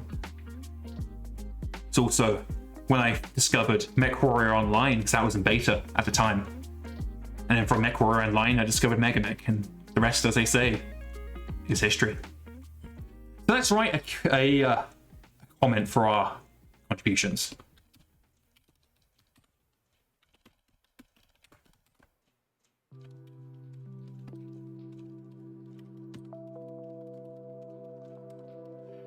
There we go. Nice and simple. We're trying to keep things relatively simple here. Radar651 says, Vengeance. Vengeance is why I fell in love with the Vulture and Mad Cat Mark II. I absolutely love the Vengeance Mad Cat. I think the Vengeance, not Mad Cat, beg your pardon, Vengeance Vulture. I really like the Vengeance Vulture. And I like the Vulture in general. I should hit commit rather than just talking. I like the Vulture in general. There's a lot of clan mechs that I like. I personally prefer the Inner Sphere, Magistrasi of Canopus. But there are a few clan mechs that you just cannot deny. Some of those clan mechs are just iconic.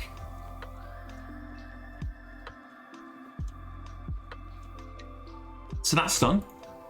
So let's go ahead and switch to Safari. But unfortunately we have the black screen because OBS has forgotten what Safari is. So let me just remind it. Hey, there we go. I don't know why it does that. I need to investigate that. But yeah, OBS keeps forgetting what my apps are. What I may need to do is just get into the habit of double checking that it's all pointing into the right direction before we jump on stream. I'll do that in future. So here we have a nice, this is all the things that are waiting to get merged, coming in the next version. Let's give that a refresh. There we go. So as always, if anybody hasn't been around when I pushed some changes like this, we go for three things. We need to identify what the problem was, what we did to solve it, and if there's any ancillary information.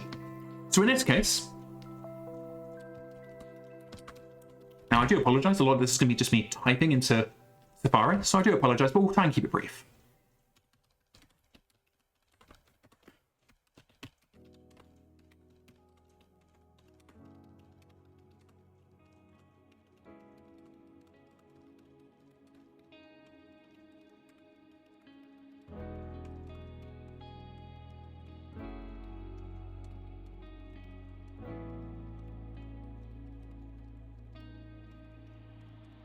So here's the problem.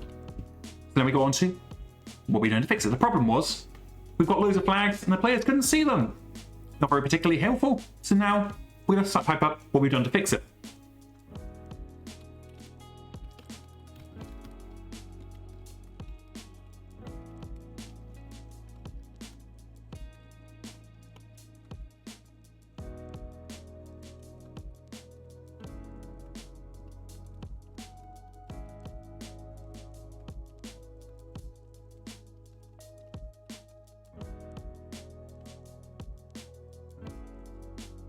There we go. So the ancillary information here is that 7 is the maximum number of flags before the UA gets cluttered.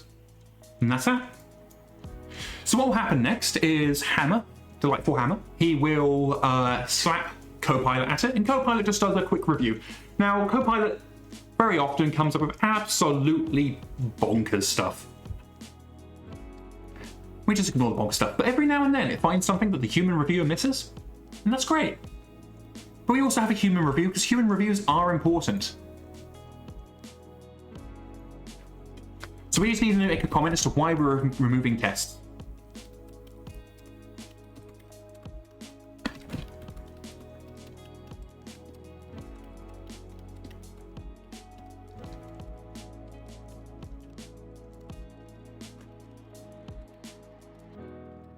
So here's my thing. And then even when I criticize code, I am never disparaging the author. The person who's taken time out of their day to contribute to MekHQ, Mega Lab, MekBay. Fantastic, all of them. But I'm a strong proponent, and you should always be willing to criticize that which you love.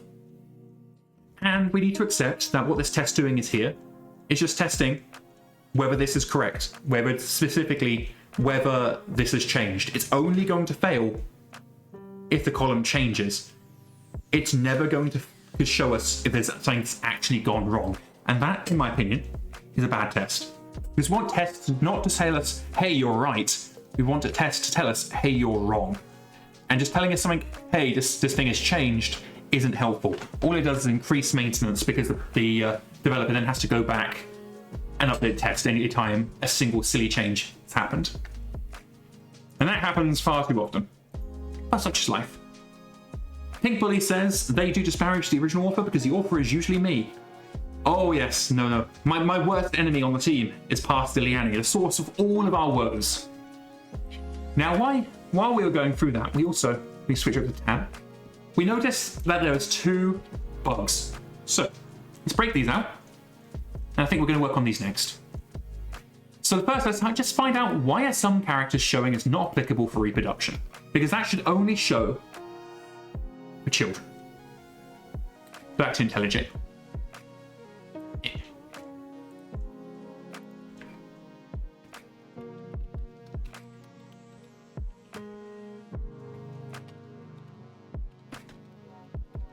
So again, I like to have mimetic names for my branches so that I can look at it and go, oh, that's what that is. I know. So, we're probably going to have line not applicable somewhere around here. Oh, this is the test, this isn't helpful. Here we go.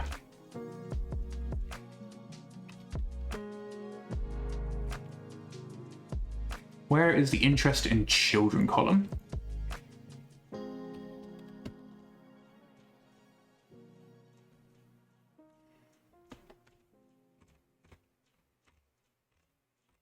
Oh, it's not called interest in children, is it? It's called trying to conceive, because that was the original label for it. So let's see, what is trying to conceive actually?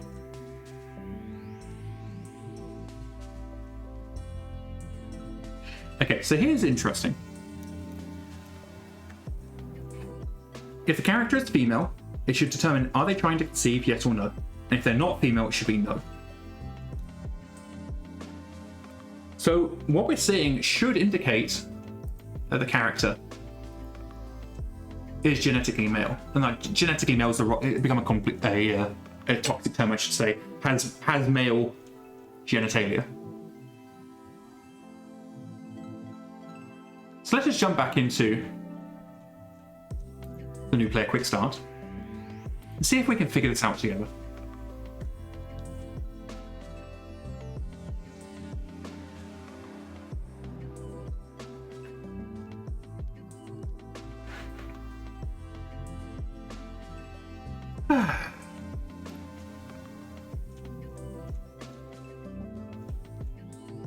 I did look around for some slightly more interesting music, but I think the lo-fi music to study and listen to is...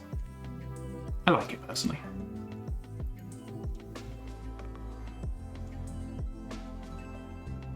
See, now it's showing us no.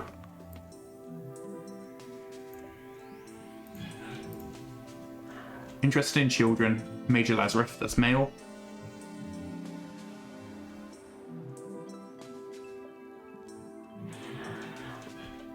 I really am questioning.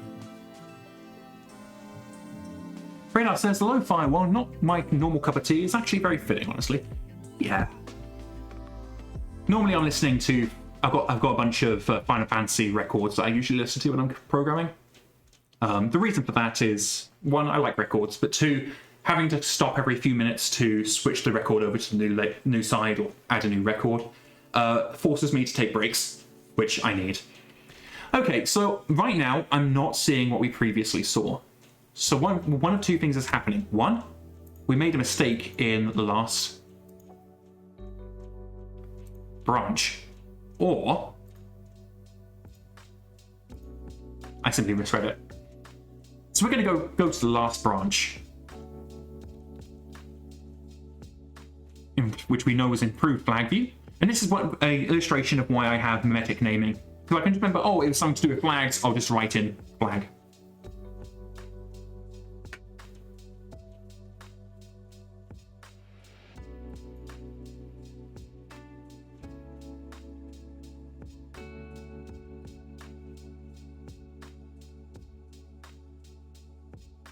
So if we see this bug now, we know it's something to do with the changes that we've just done.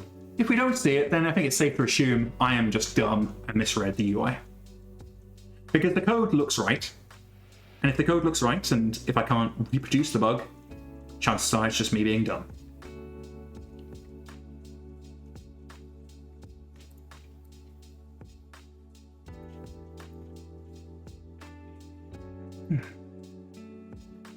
It is absolutely beautiful outside today. Okay, Dr. Martin is a dude. Major Lazarus is a dude. MekHQ Janet. Aha. I see. I see what's happened. Interested in. I'm just dumb. Well, such is life. Yeah, it is absolutely gorgeous out there. I was out with my dogs earlier, and we've got our pigs. We have a couple of pigs. We've got them roaming the yard right now. Upsetting the dogs, of course. Wrong screen? Oh my god, thank you. So as we can see here, everything's working as it should be. However, I still don't like what's happening with children. So I'm gonna switch back to other branch. Because I think it's fairly safe to assume I just got things wrong. I do that. Boop. So we can rename the branch at any time. Oh, we're back on the wrong screen. There we go. We can rename the branch at any time, so long as we don't push. So here's the thing, trying to conceive.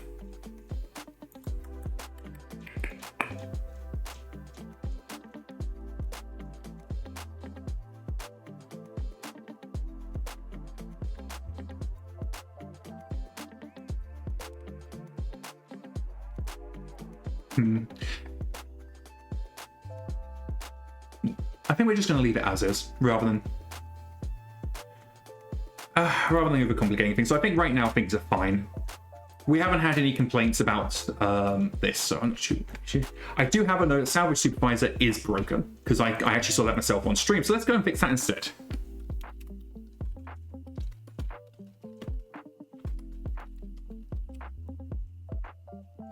So we just renamed the branch. Again, we can rename the branch at any time, so long as we don't push. Once you pushed, it's a pain in the bum to rename the branch.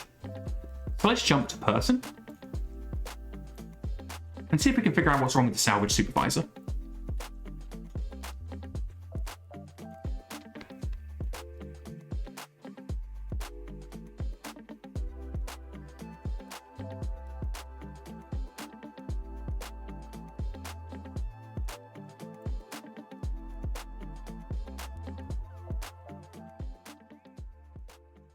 Okay, so everything right here looks good, which tells me the problem is somewhere else. So first off, let's have a look, see at the cases that we're calling is Salvage Supervisor. So this is basically returning true if the character is assigned to the Salvage Supervisor, and then false if they're not.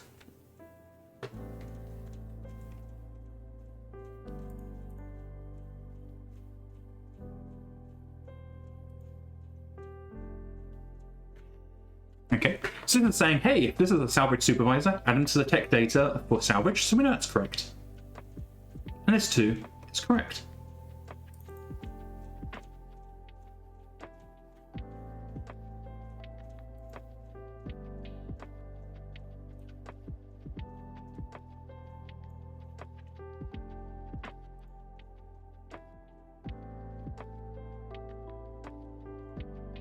So this means when we click on Salvage Supervisor, if only one character is selected, and the person is a Salvage Supervisor, we set selected. Otherwise, we set them as not selected. This all looks good. So what we're going to do now, I'm going to go back to the campaign. And we're going to go see if, again, if I was just being dumb, or whether it is working.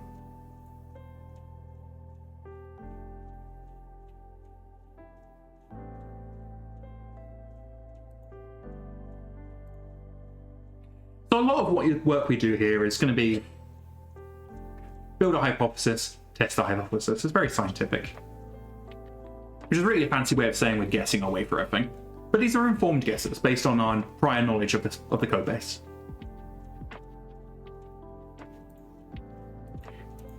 And if you've only joined us recently, consider hitting a follow so you get notified of whenever we go live.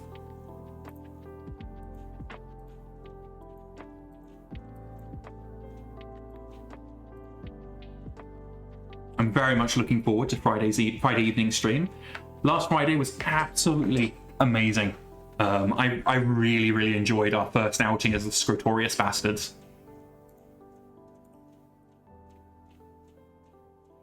So let's go down to flags. So they're currently marked as a Salvage Supervisor. If I untick them, they're no longer a Salvage Supervisor. We're going to select everybody.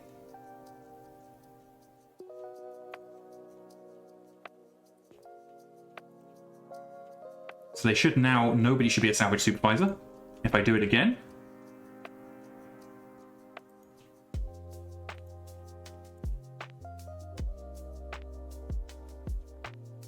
They are now a salvage supervisor. So for this, we're going to want to go ahead and grab a contract. Now, this is a pre-made contract that the learning ropes always has. I'm going to sign this up. Boop. Get past all the nonsense, blah, blah, blah, blah, blah, blah, blah.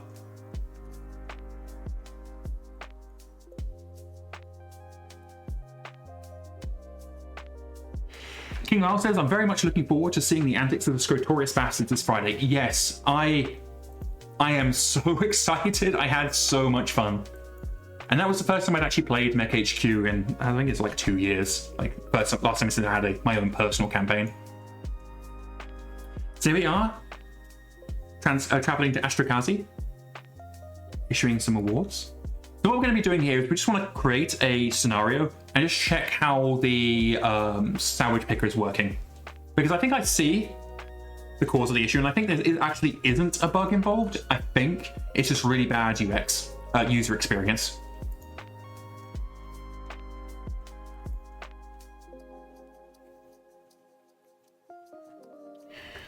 So good briefing room. Have we landed? We have landed. So we're going to go ahead and reveal the map. Boop. And we're going to beat up this hostile mech base. Now, we're not actually going to fight this scenario. This is where the auto resolve options, they're just amazing. Because before, whenever we wanted to test the scenario, we had to load into Mega Mech. We had to do everything manually. Having auto resolve options is fantastic. Okay.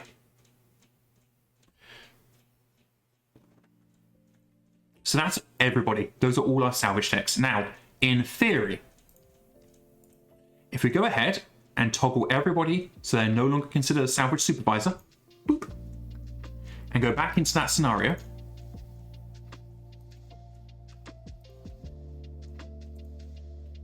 fantastic. Okay, so it does work. We thought we had a bug on Friday, but we actually didn't. What we have is really bad UX. So now we need to decide, how do we want to handle this? So the issue is, when you right click on someone and set multiple flags, it doesn't show what the flag's going to be. So while I think about that, I am going to step away for just a couple of moments.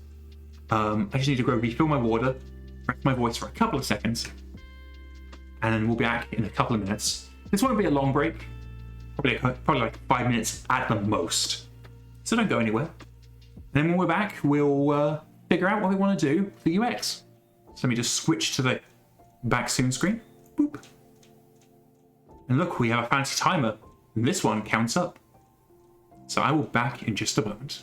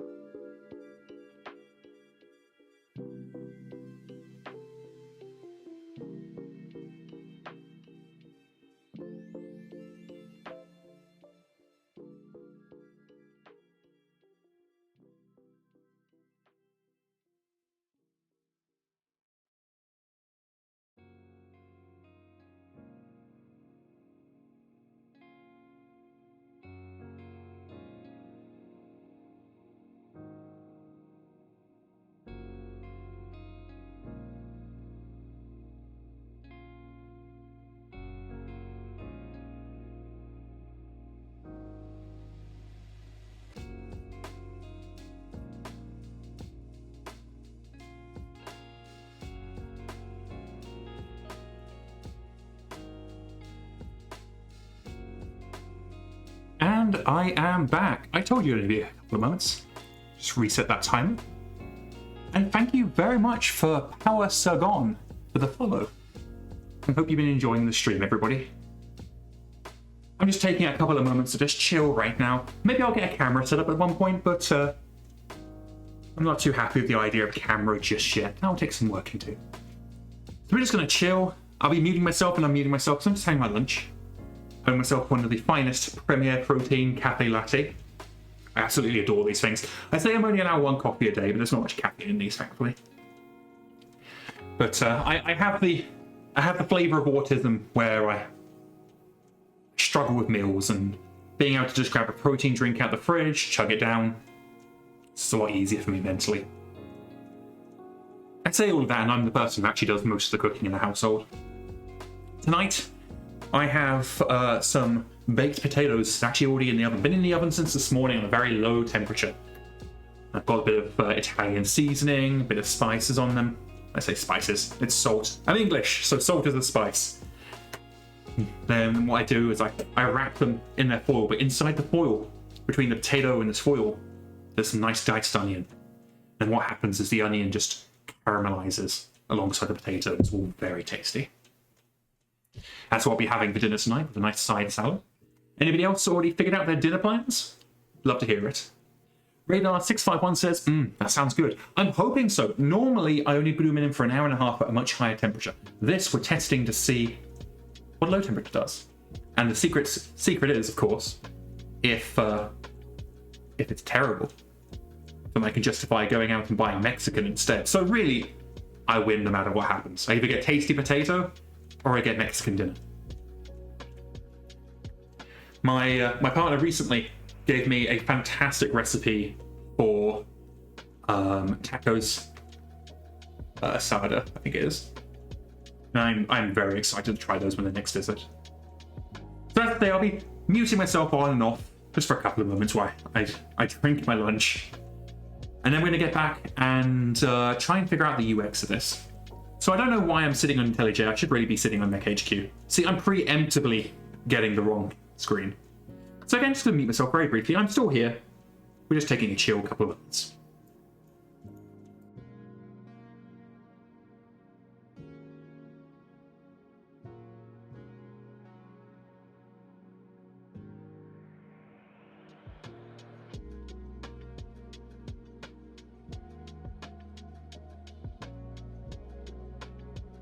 So the problem we're facing here right now is if I go down to flags, we have all these flags, but we have no real way to determine what's going to happen. The player needs to be able to see, okay, if I click this button, the flag's going to get removed from all my characters, or it's going to be added to my characters. So I think what we're going to do, I think probably the easiest way to do this, would be to have a look at all the characters selected and then show a tick or no tick based on the majority. So if we have 5 characters selected and 3 have the founder flag but 2 don't, then hitting founder will remove it, and founder will originally have a tick and it'll lose a tick. But if it was 5 characters and only 2 are founders, hitting founder with those 5 characters selected would then give them all the founder status. I think that's probably going to be the easiest way. There's no good answer here, I don't think. And if you have any ideas, by all means, pop them in chat. But I think that's the one that's going to be least problematic. Because I was the person who programmed this. If I am getting confused, then anybody coming into the program for the first time or who isn't as learned at the whole system as I am, they are absolutely getting confused. And may even think it's broken, just like I did. So popping myself back on mute again.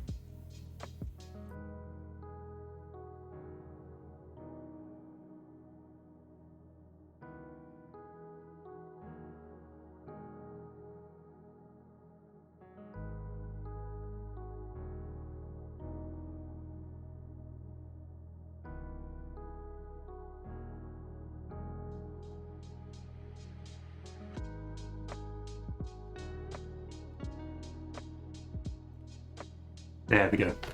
So I'm back for good now. had my lunch. My the bin beside my work desk is overflowing with Premier protein drinks.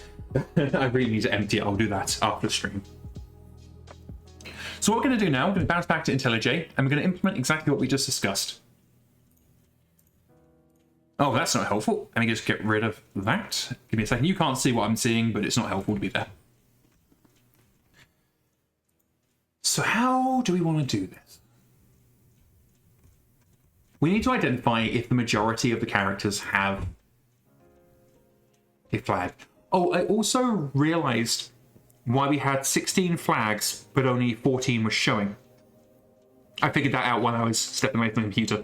It's because flag 15 and 16 are is commander and is second in command, and those are explicitly hidden if you're selecting more than one person. Because we don't support having more than one commander at the same time or more than one second in command. So that explains that. Here's the thing. How do we do this?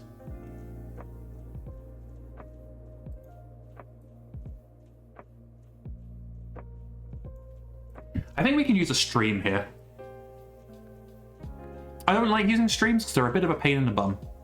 But I think here is a good use case. Now, you have to bear with me because I can never remember the syntax for streams.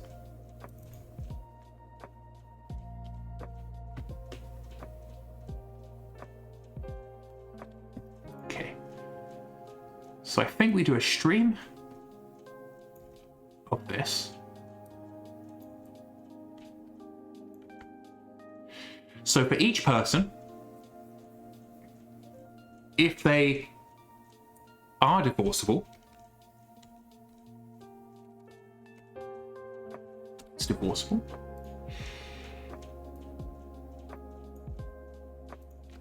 So we're returning true if they are divorceable, and then we're going to count. And in theory, that's going to give us a count of how many people. So I know there's an error there. We're going to fix that in a second.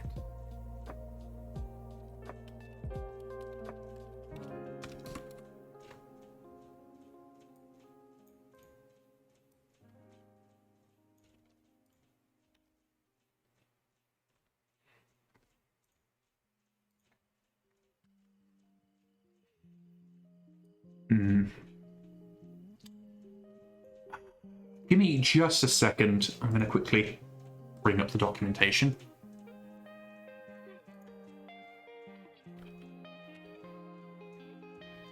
I'm not going to switch to Safari because this is going to take seconds.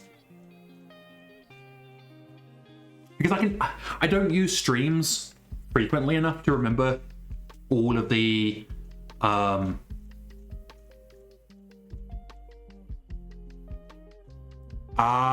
there we go.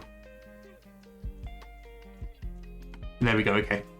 So the mistake that we made was we were using the wrong thing. So what for each does is it's going to do something for each person that returns true, or for each person in the list. But what we actually want to do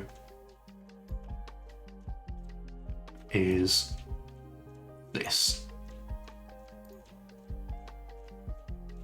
And it's going to return a long. That's fine. We're not too fussed about that. There we go.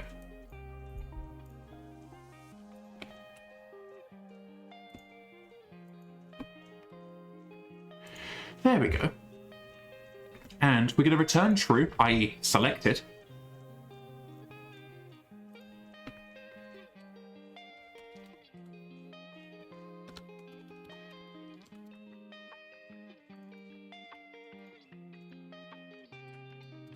Seeds. Where is selected? Env.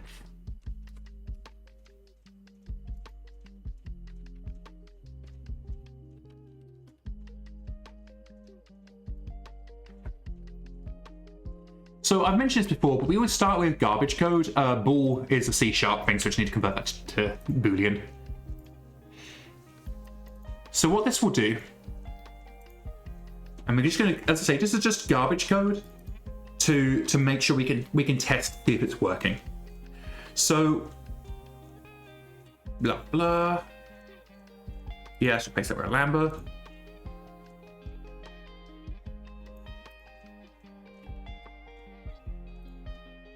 Why is this complaining?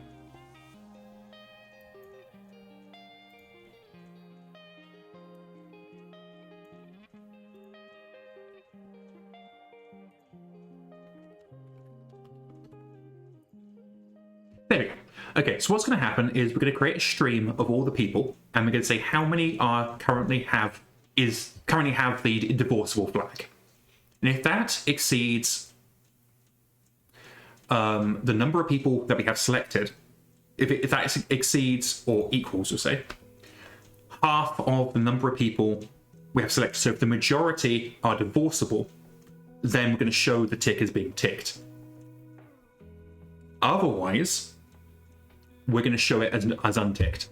So now we're going to just boot up MekHQ again, and we're going to see if this works.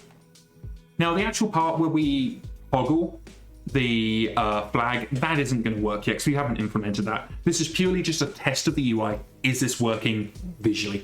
And if it is, we can then clean the code up. For example, we don't need to find out how many people are selected every time for every flag. We can do stuff like that.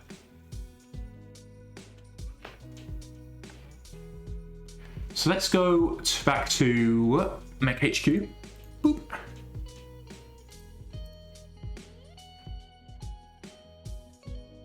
Stretch out my shrimp spine.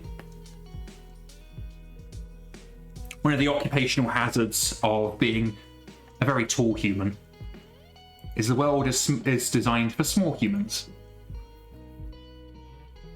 And I don't yet have myself one of those fancy standing desks or rising desks or anything fancy like that, so I am perpetually with the shrimp spine.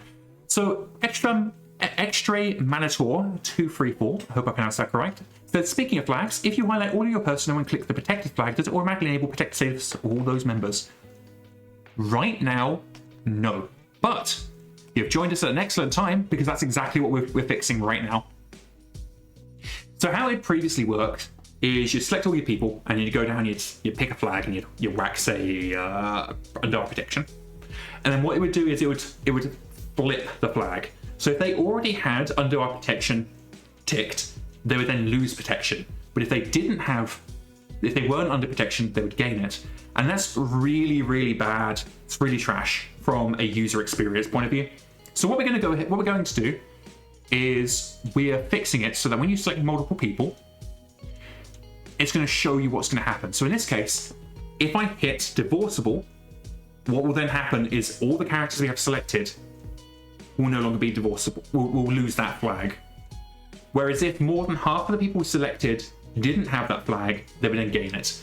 But this is just showing us that it's working from a UX. So now we're going to do is we're going to bounce back into IntelliJ and we're going to implement it from a programmatical situation so that it actually does what we want it to do. And again, don't judge this code too harshly. This is just placeholder code so we can check it's all working. And then we can propagate it to the other flags and we can neaten it up. Because there's a lot of what we call boilerplate code here, which is the repetitive code, beg your pardon. Again, my tongue betrays me. Repetitive code. So what I'd really, really like to, seeing as we're going to be touching all of these flag methods, it'd be amazing if we could neaten up a little bit.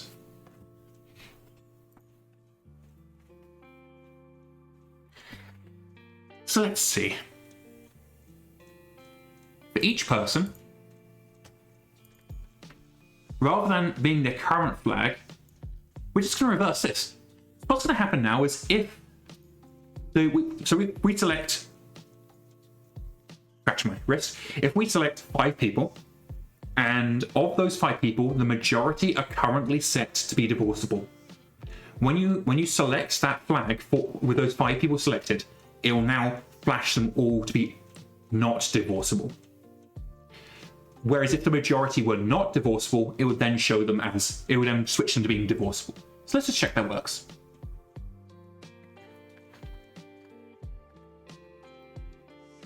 And welcome to the stream, Extreme Manator. I hope you're having a good time. Let's just flip back to MekHQ. I'm going to go back into our learning ropes.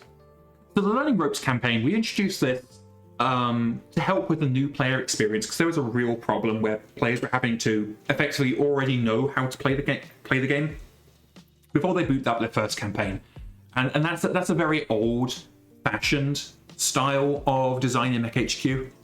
Anybody who's been playing for a long time will be familiar with the problem of you need to already understand a new system before you can use a new system, and the game just assumes you already understand it. Nowadays, we try to be a little bit better, but the ulterior motive for introducing the learning ropes was exactly what you see now. So we could just one-click as developers and instantly get a fully fledged campaign. So what we're going to do now is have a look. First, we're going to go to the flags. And as we can see, divorceable is ticked. So that means the majority of characters right now should be divorceable, I think. Yeah, so the majority of characters right now have the divorceable flag. So if we select an overwhelming majority of them, and we turn off divorceable for them. So right now, these characters are not divorceable. See, they haven't got the flag. We click on one of them, just to verify. Because you got to always test. Yep, divorceable is not set. Now, in theory, the majority of these characters should now be not divorceable. And as a result, divorceable, when we go into flags with multiple characters selected, shouldn't have a tick next to it. But when we hit it, all these characters are going to be set to divorceable. Let's see if that works. Go down to flags. Okay, so we can see here, it's working good so far. It's correctly showing that that their counted as not being divorceable. The majority are not divorceable. So we're going to give them the divorceable flag. I'm going to go back into flags. And that's, okay, so that we now know the code works. That's the first stage. We're going to exit out of MekHQ, go back to IntelliJ, and we're now going to neaten up the code. We're going to do something clever, I think. Now, whenever you hear a developer say we're going to do something clever, that's always a warning sign, because in my experience, simple solutions simply solve problems. As soon as you start overcomplicating the solution, that's when you introduce bugs. If you're trying to be clever for the sake of being clever, it's a problem. But we're going to try and be clever. We're going to see if we can streamline this, because right now, for every flag, we have to stream through every person. And that's not great. So what I'm thinking is we can preemptively loop. So, how do we want to do this? So one option we could have is we could loop through the selected personnel and categorize. We can create a dictionary, or as they're called in Java, an hash map, and it could be like divorceable, and then how many people are divorceable. Founder, how many people are founder. The problem with that is if we ever add a flag, we have to remember to add that. And what's gonna happen there is developers are not going to know that they need to do this, and then they're not going to do it. And over time, the number of working flags in this system is going to go down, and that's not great. So the question we have to ask ourselves is the efficiency loss of doing it how we're currently doing it, which we're streaming for each category, is that good? Okay, is that okay when compared to the extra development work and maintenance difficulty?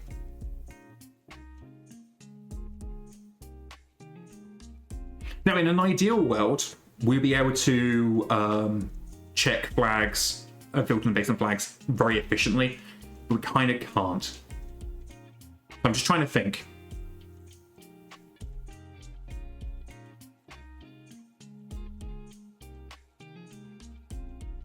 I think if I introduce a system where we pre-filter, it is going to create problems in the future. So while it's not as clean code, we are going to go with the option that is least likely to cause future bugs, even if it is computationally, objectively less efficient. Now, if we were in professional development, what we would do now is we'd write documentation so that anybody who adds a flag will know, okay, these are the steps I need to do to add a flag. But we're not in professional development, and We actually don't have a good history of writing documentation for developers. We've only recently really started writing documentation for users, let alone developers. However, this isn't a good example where documentation would be useful. But I'm not going to write documentation on a stream, because watching me sit here type documentation is not going to be an entertaining time for you or for me. So we're going to leave it as is, and we're just going to go with the less efficient computationally, but the one that's less likely to cause problems.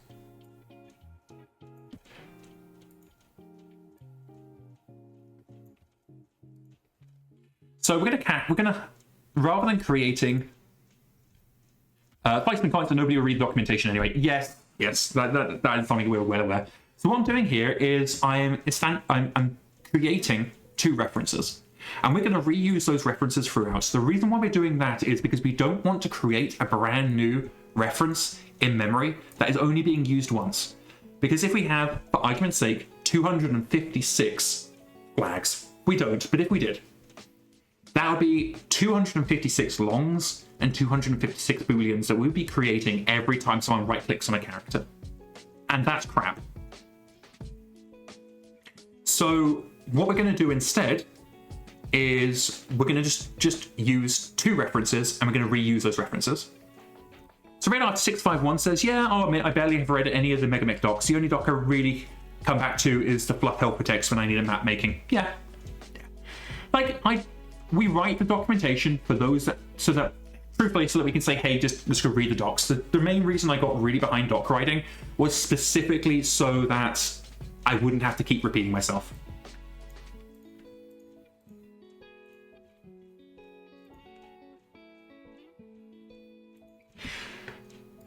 So the problem we got here is that these flags are all class level booleans, and it's not easy for us to just create a catch-all method to make this.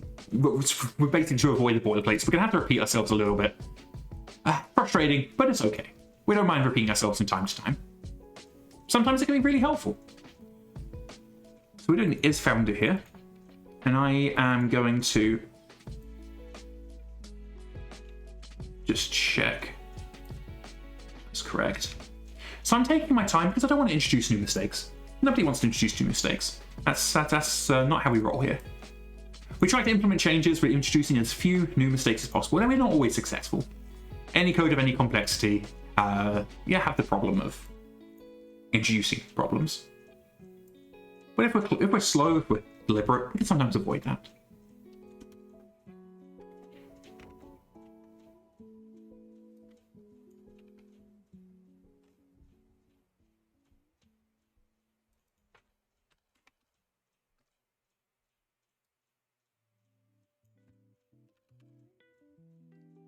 So as always, if you have any questions, any comments, always happy to hear them.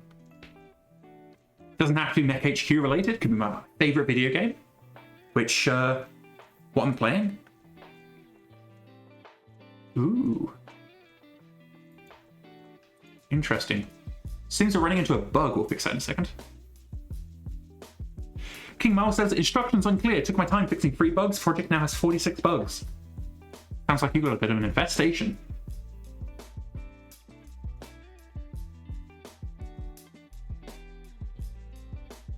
I see the issue here. We are going to have to come back and fix some of this, but that's okay.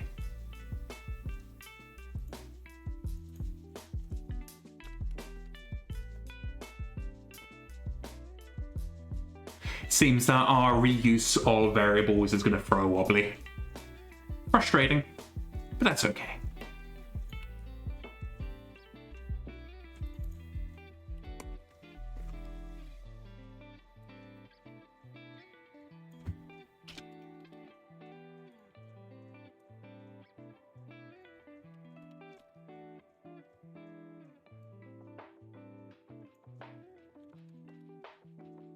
I know I talk about it a lot on the stream, but has anybody in chat not heard about the worst bug that I ever introduced? It was during the development of Auto Awards. If there's anybody who hasn't heard it, I'll tell the story.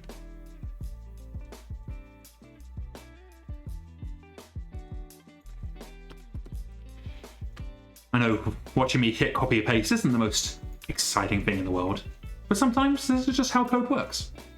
And as I say, this isn't the cleanest, and honestly, I would prefer to not have so much boilerplate, but my concern here is that I don't want to create a situation where we're just creating a time bomb that we're guaranteed to introduce new bugs later.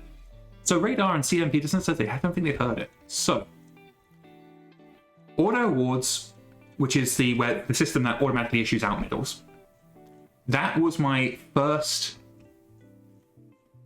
major project. So I came on the team specifically to do some minor changes to the retirement system. And that ended up feature creeping a little bit. So that, I'm just quickly checking something here. Interesting, that's being handled differently. I might need to investigate that. So it ended up snowballing into turnover and retention that you know today. But really my first major project, and really my first ever major development project, was Auto Awards. And what we did with Auto Awards was pretty miraculous, specifically that it works at all. Auto Awards has absolutely no right to work. It is bodged together, and I can say that because I'm the person that made it. It is bodged together, and one day I would love to go back and just redo it from scratch using the knowledge I have today. But at the time, I didn't know that when you pass an array between members, you weren't creating a new reference. So you weren't creating a new list each time. So if I passed a list into a method, I was passing that list into the method, not a new instance. And so what I was doing in Auto Awards is I was passing in the list of everybody in the campaign.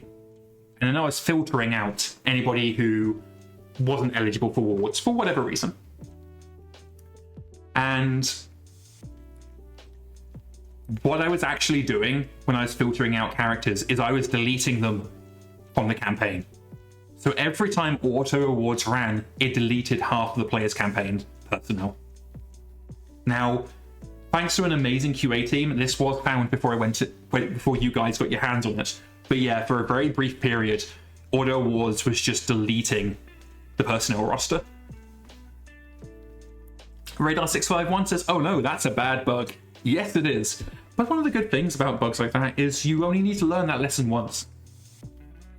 That's the sort of thing you do not forget. Okay. So this is complaining because this is a Lambda expression. And Lambda expressions need to have final variables. And I really don't want to have to instantiate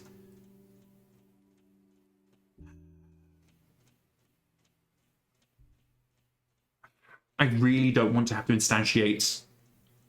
new long Boolean, or specifically a new Boolean for each. So I'm just thinking how to handle this.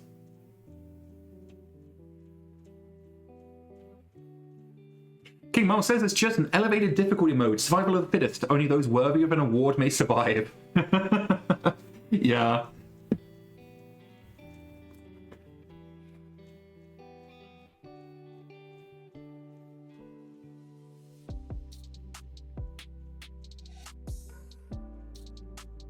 I do think that we're going to have to bite the bullet, and we're just going to have to we're just going to have to deal with the fact we need to substantiate extra booleans. It is a pain in the bum, but that's okay.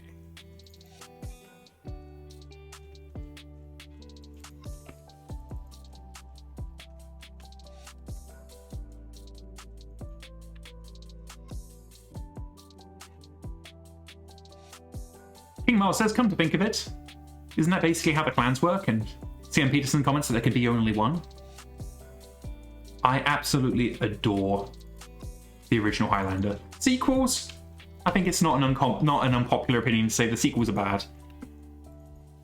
The original was just fun. And I'm always a fan of fun movies.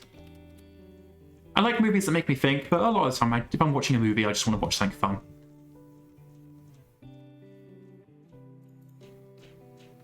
CM Peterson says, me too, but I am looking forward to the reboot. I wasn't actually aware they were doing a reboot. Is it a reboot movie? Or is it a reboot Netflix series or what have you?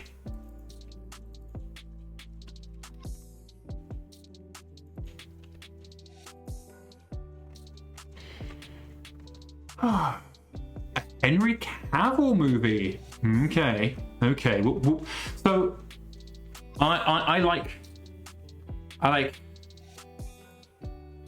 Henry Cavill as much as next person, but as much as I do like Henry Cavill,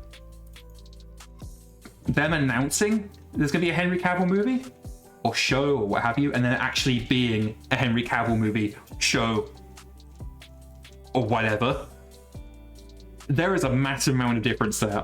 Henry Cavill seems to have the absolute worst luck when it comes to being offered roles and that role actually turning into an actual role. I do feel really, really bad for him. I personally still want to see the Cavalry. I want to see Henry Cavill Wolverine. Deadpool 3 teased us. I want to see it come to light. I think he'd be a fantastic Wolverine. I'll be honest, I'm not a huge superhero fan. I enjoyed the Marvel movies for what they were, up to and including the first the Avengers movie, the first one. But I remember watching the Avengers and just thinking, is that it? And I'm talking about the first Avengers, and I ended up a while later just going back and watching the rest of them up until the end of Endgame Part 2, and watched Endgame Part 2, of course, because everybody was watching it. And I thought overall it was resoundingly, like that whole period of cinema history was resoundingly fine. And like a lot of people, I just never got back into it afterwards. I might watch the odd one here and there, but largely I just don't think the Marvel movies have the shine. And what I see a lot is we also get a lot of deconstructions of superhero films. I'm just quickly checking to see what's going on here.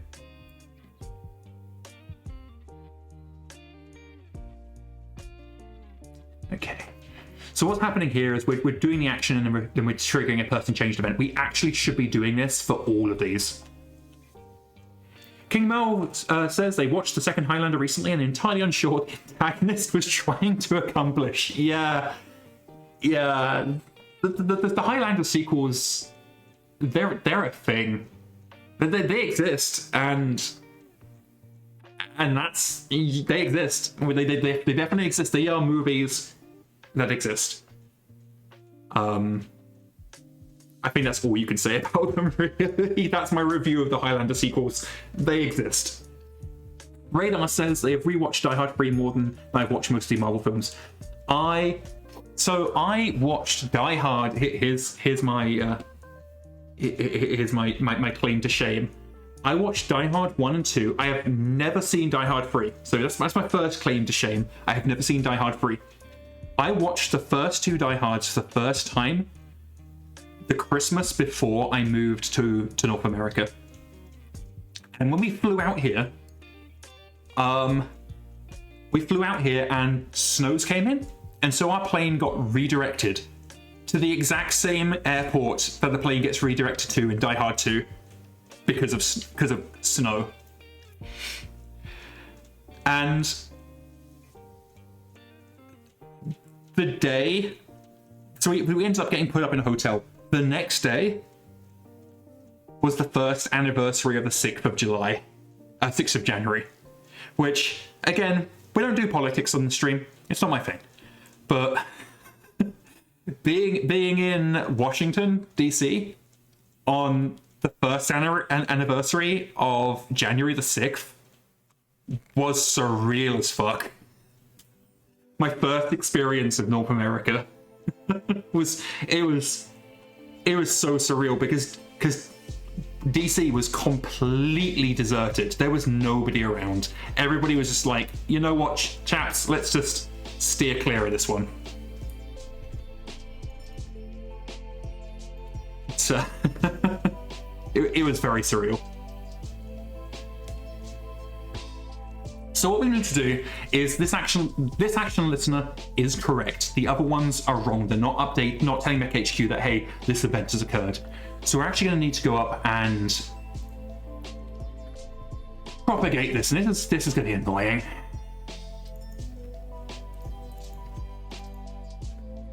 So this what you're seeing now is the exact problem with boilerplate code. If you want to change one thing, you have to go through and change everything.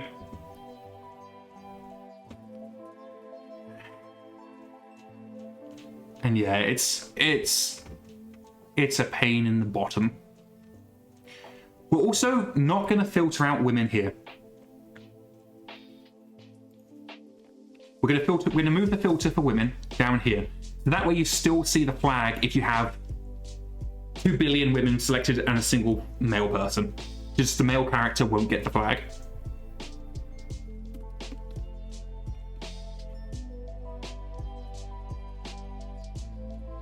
Oh, so we have selected person, that's what I'm looking for. If selected person, can we do directly is female? Or do we have to fetch the... we might not be able to do no, okay, so we need to fetch the gender, get gender, and then we can check if they're female. So this way we're only updating female characters because male characters don't get the trying to conceive flag. This just increases the usability a little bit.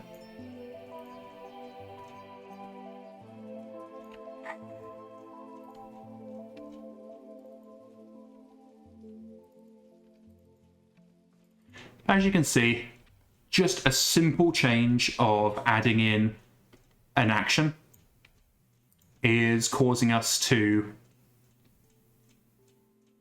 Oh, I bugged that up. Select person.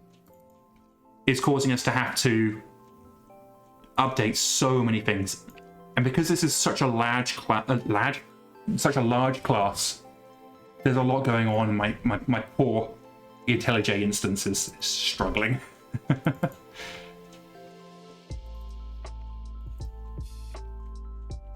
Oh, we definitely don't want to be in a situation where only women can like women. We did actually have, that was a bug we had a while ago, where only women could like women.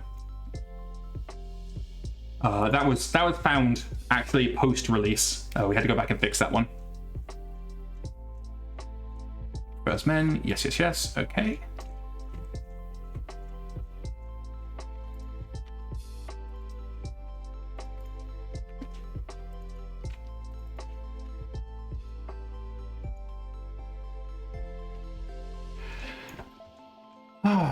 So I mentioned previously that when you're writing a PR description, you want 3 things: the problem, solution, and then ancillary information.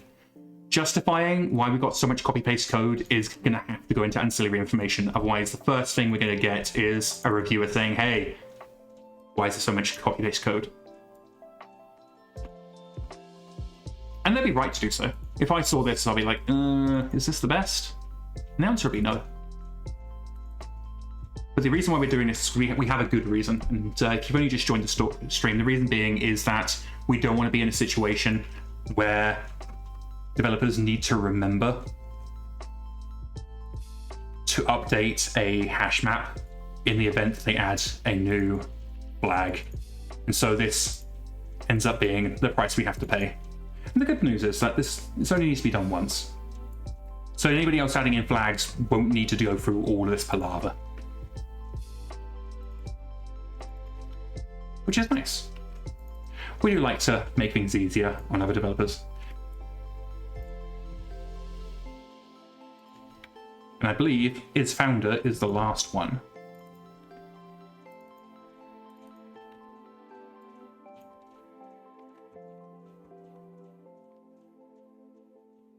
it's not. Is divorceable. We still have.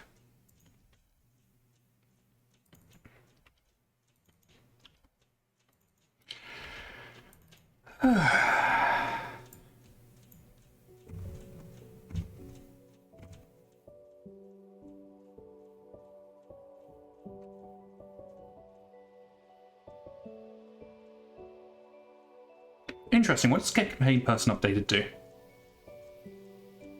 Okay, so person update actually does some extra stuff. But do we need that here? We probably don't, but we can leave it in. It's not going to hurt anything.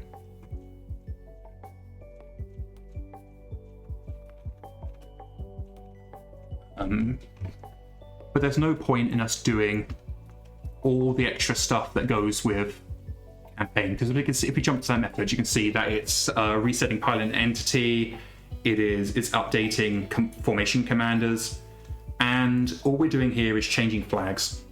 So all we want to do instead is just say to MekHQ, hey, this person's been updated, but we don't need all the ancillary information.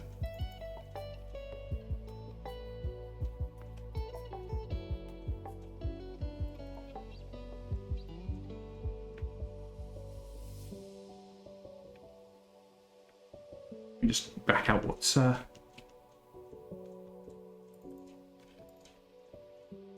so we've got second in command on the first one and person on the second. Alrighty, we can work with that. Let me just check what this is. This is setting as commander. So we just need person changed. Up here, we need person changed commander. So this is just a little cheaper. We don't need to update a whole bunch of things if all we're doing is changing a flag. Oh, we've got a sneaky one up here that we need to update. Sneaksies. It's pesky clans hiding in the woodwork. And this looks like the last. I'm going to get rid of that comment because that's incredibly stale.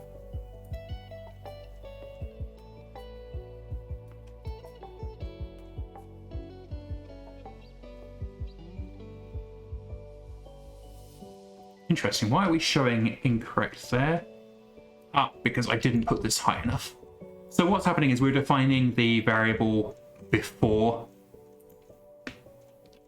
we're using it. We don't want that. So we're checking, are they clan personnel? And if they are, we're setting.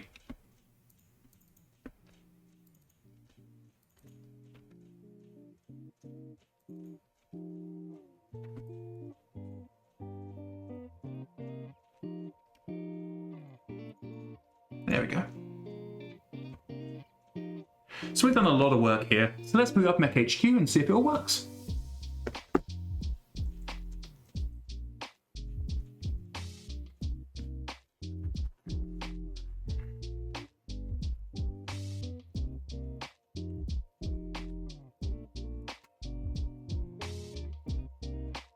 We've probably got about another hour and 15 minutes left on stream. Getting very jazzy.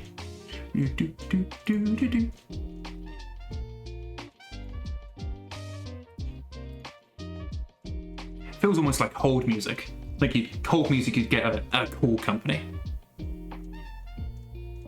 Thank you for calling MekHQ. Your call is important to us. Please hold.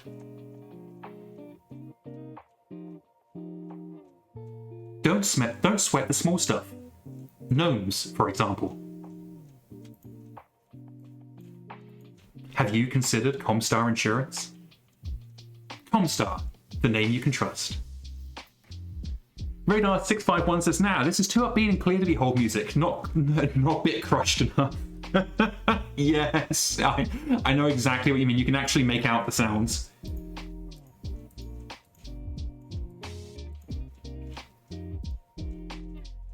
Okay. So we're going to start off by going in and just double checking that toggling flags still works for normal. So we just toggle Dr. Martin is divorceable. I think I've actually made him non-founder. I did. Okay. Back on again. And that's worked. So now we're going to go into flags. And we're going to make everybody no longer salvage supervisors. And then we're just going to go in and make them salvage supervisors again. Go into some random. There we go. So that works. So to clarify how it picks it, it has a look at everybody you have selected. And if the majority have the flag, it will appear with a tick next to it. And then clicking that will remove the flag. But if the majority do not have the flag, like it prefers women here, then clicking it will give them the flag. So if it clicks men here, it will take the flag away from everybody. But if it clicks prefers women here, it will give it to everybody. And that works exactly the same as if you go into flags with a single person collected and you clicked on trying to conceive, that would take try and conceive off them because it's ticked. And that should significantly improve the user experience with this. So let's head back to IntelliJ. Our job here is done. I'm going to close MekHQ in the background. Goodbye, MekHQ. And we're just going to do a couple of things. First things first, we are going to review our code. We've done a lot of, oops, sorry, I hit my desk there. We are doing a lot of copy pasting. And copy pasting, it's like a trap card in Yu-Gi-Oh! They're landmines, you're going to find those landmines. So we just need to make sure that we're checking. Now the good thing is, landmines like this are actually fantastic for Copilot. Copilot tends to find them quite well.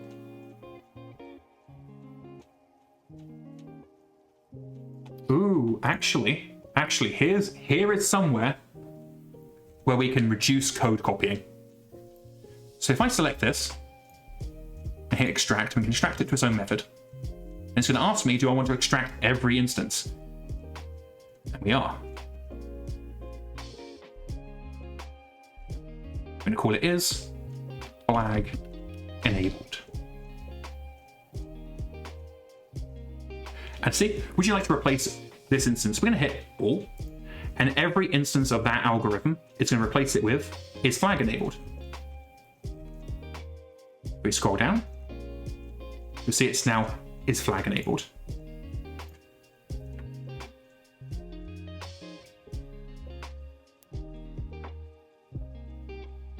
Yeah, that works.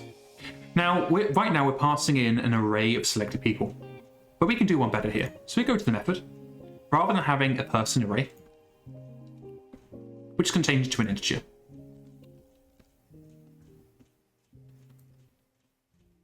Now we need to do a little bit of updating, but that's okay.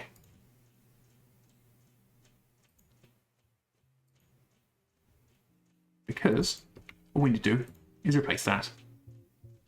So, to make our lives better, we're going to select this, and we're going to do replace. So we need to replace with comma, select length, close. And it says we have 18, so I know that is more than we should have. So we're going to add eligible counter to that, because we really want to make sure we're only replacing the ones that are using this is flag enabled. 12, that seems more like it. Because we have 12 and then the commander, that actually means we've missed some.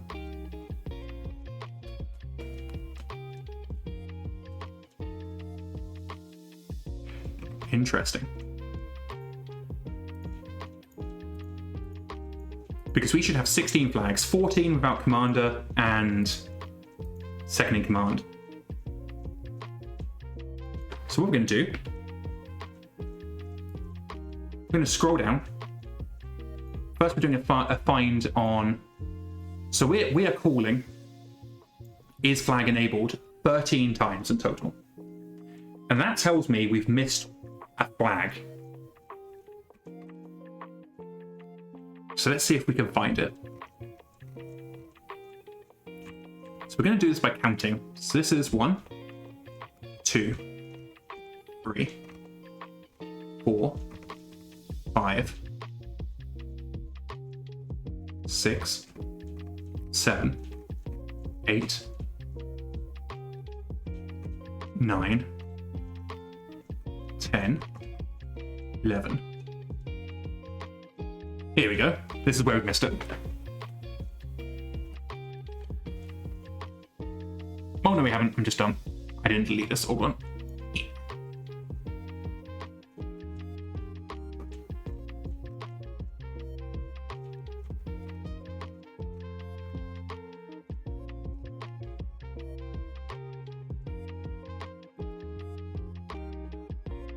One, two.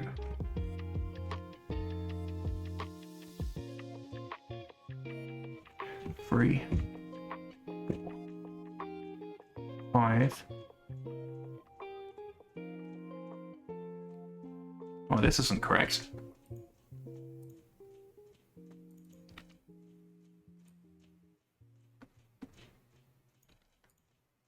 Okay, looks like we mucked up at least once here. This is why copy pasting is dangerous. Because it is so incredibly easy. Like here. To completely screw the pooch.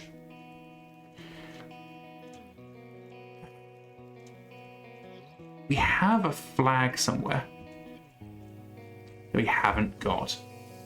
So let's go to where the flags live. I'm going to see if we can find what flag we're missing. 1, 2, 3, 4, 5, 6, 7, 8, 9, 10, 11, 12, 13, 14, 15. Ah, okay, so we've actually added a flag somewhere in one of our other PRs. So now we're going to jump to Safari, and we're going to see if we can figure out where we added the new flag.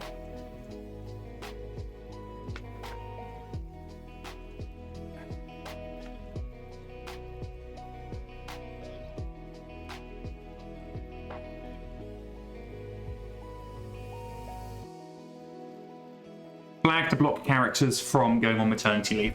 So what we are going to have to do is add a note onto it. We're going to have to basically add a follow-up PR that merges the PR we're currently working on with this one, so we're not in a situation where we're leaving holes.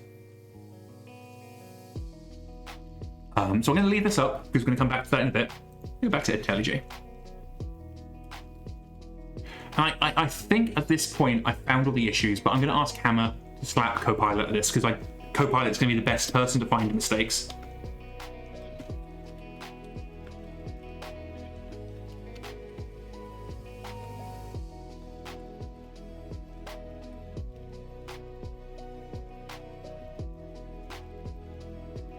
Let me rename the branch.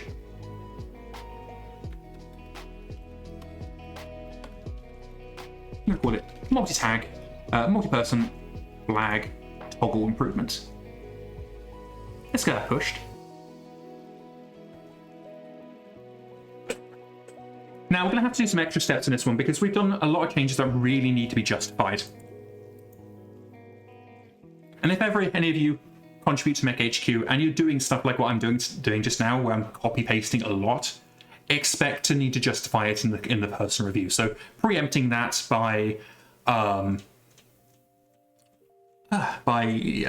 including some documentation really helps.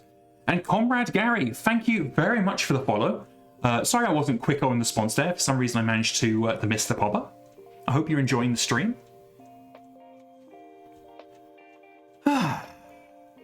Definitely getting to the point in the workday where I'm getting a little bit tired. So we're going to slip ourselves back over to Safari. And I know I'm a terrible human for using Safari. It does everything that I need it to do without the significant bloat that I get from things like Chrome.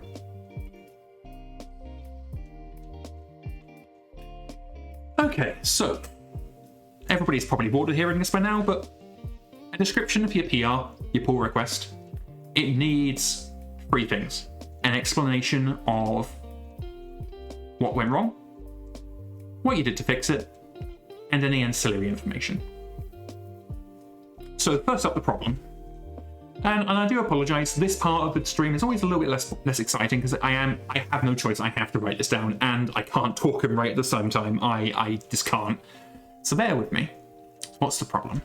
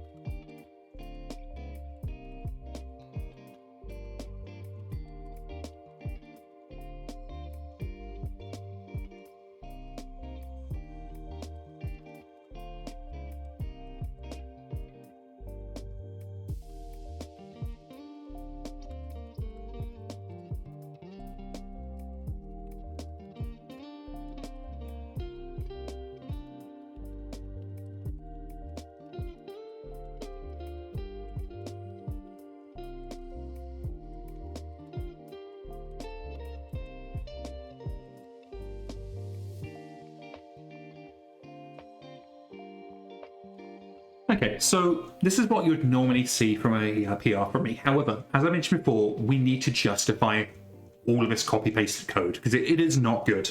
Like, this is not good quality code. But we've explained already on stream that we have a good reason for doing this way. So now what we need to do, we need to explain the reason to whoever's reviewing this, because whoever's reviewing this is not going to inherently know our reasoning.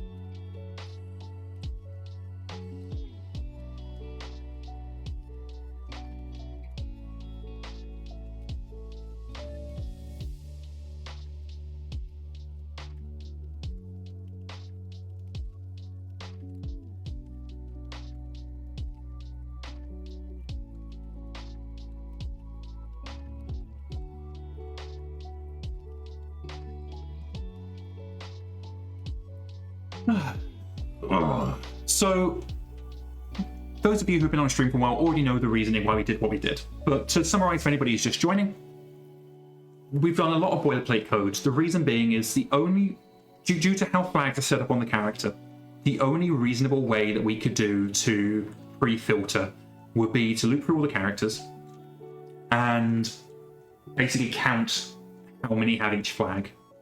It's reasonable enough. The problem is the way we need to do this will be very manual. And so if a future developer adds a new flag and they're not going to know that they need to go and update that method, it's really not going to be obvious to them. And so by doing it this way, it's not good code, but it does reduce the risk of future bugs from just ignorance. And these are what I refer to as programmatical landmines.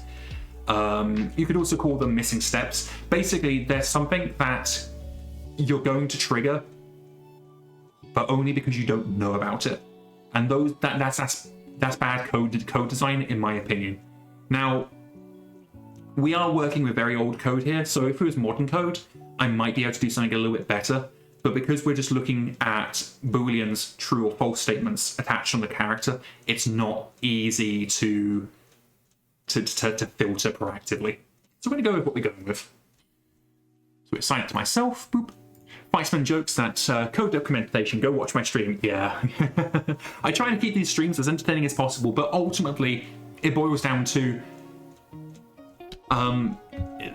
parts of programming just aren't that interesting. Okay. Now, there's a few more steps that we do need to do because we changed some things here that's worth documenting. So we're just going to comment that this was stale.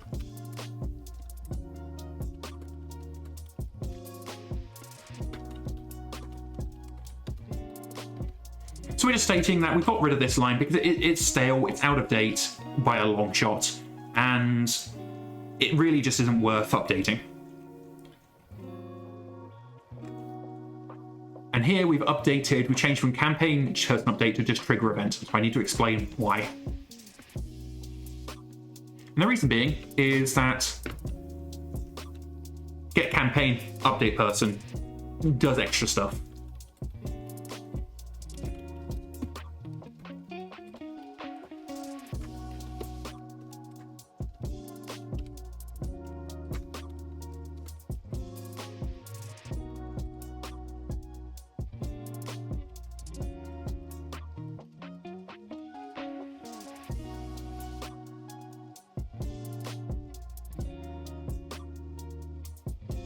Go.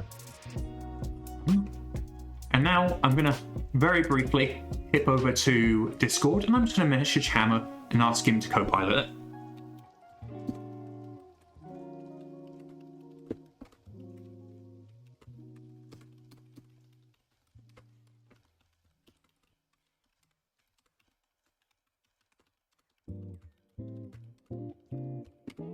So I just explained to Hammer, I'm obviously not going to show you my personal conversation with Hammer, but I just explained to Hammer, hey, can you co-pilot this when you've got a chance? And explained there's a lot of copy-pasting in it, so it's prone to error.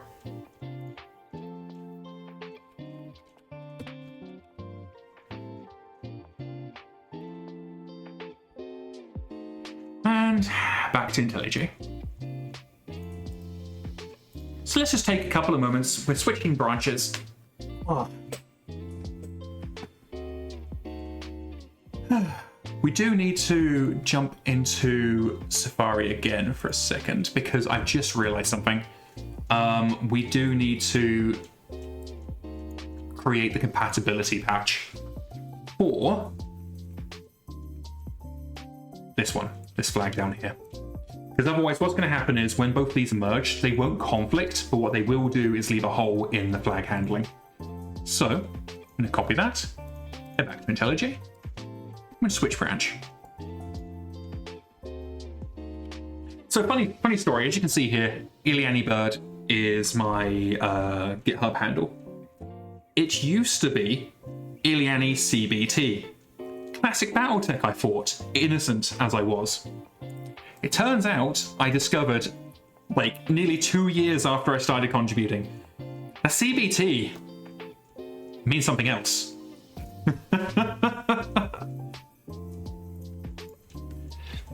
Radar says, oh, you poor thing. Yeah.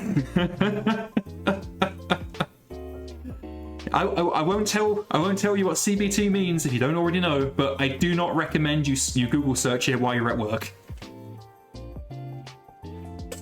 We're just updating this. And we're going to create a new branch. I mean, we might as well push this update.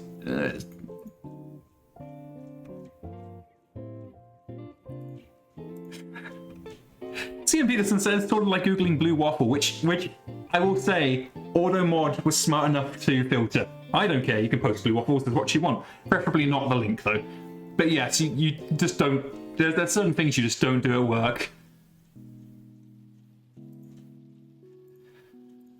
Okay, so... need to bring up our flags. Oh, actually, what we need to do first, we're going to create a branch from this branch. I'm going to call it... compatibility. So what this does is you can imagine, the reason why they're called branches, you can imagine branches being like a tree. With main is the trunk. And then from that main, we've got the branch, the maternity leave flag branch. And then from that branch, we've got the maternity leave flag compatibility branch. Kind of like a tree. But what we need to do is we need to merge in these changes. There are other ways to do this, but this is the one I found to be the most reliable. So this compatibility branch now includes all the changes from maternity leave flag and multi-person. Oh, have I picked the wrong one? I have picked the wrong one, I think. No, I haven't. I'm being dumb. But yeah, of all the changes from maternity leave flag and multi-person flag toggle improvement. So now what we want to do, let's go here. And effectively, I'm going to do this, but to new maternity leave option, which is here.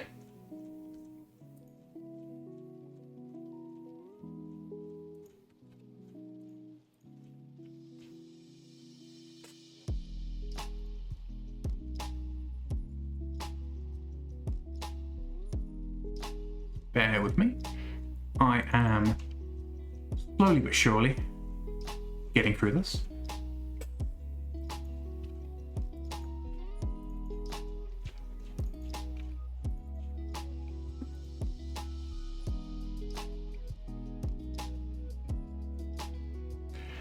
There we go. Now we're just going to double check our work. It's copy pasting, as I've mentioned many times, it's prone to error, so we always want to double check ourselves. And that looks good. So, let's just push this.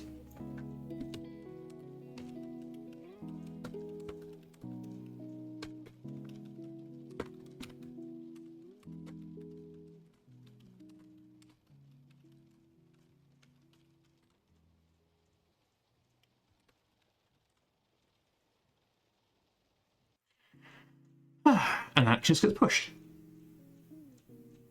So as with the last one, we do need to do a little bit. I'm swabbing my desk. I do apologize. We do need to do a little bit extra work. It's not too onerous, but it is stuff that we need to do. So let's just push that.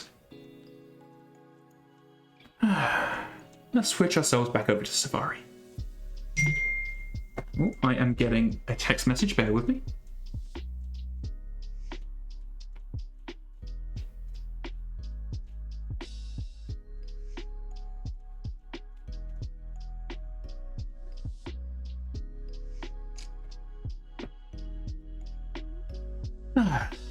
So, we're going to need access to this because we're going to need to reference a couple of different pull requests. Where is blocks maternity leave? Added flag. There we go. Give this a good old refresh. Oop.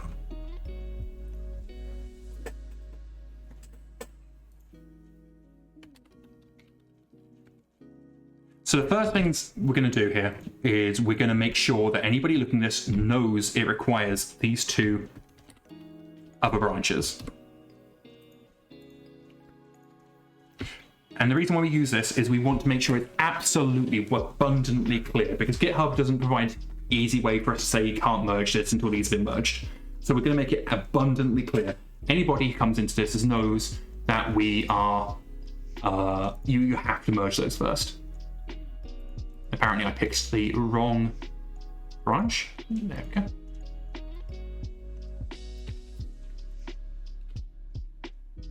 Apparently I can't spell maternity. There we go.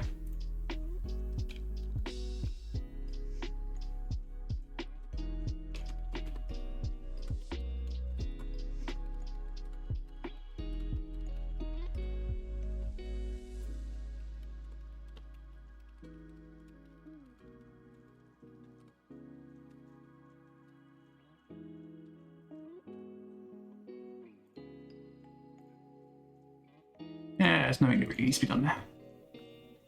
So the thing that we need to do is we need to make sure that this is easy for anybody reviewing, because when you go into files change, it's going to show us all the files changed for both improved multi-person flag toggle and adding the flag to block characters on maternity leave. So what we're going to do is we're going to scroll down here and we're going to find where we added those changes a second ago.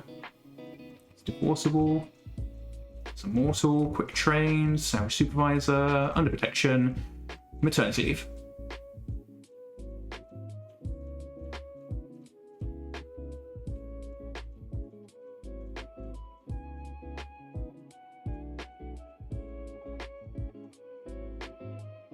I'm just checking to make sure this is correct.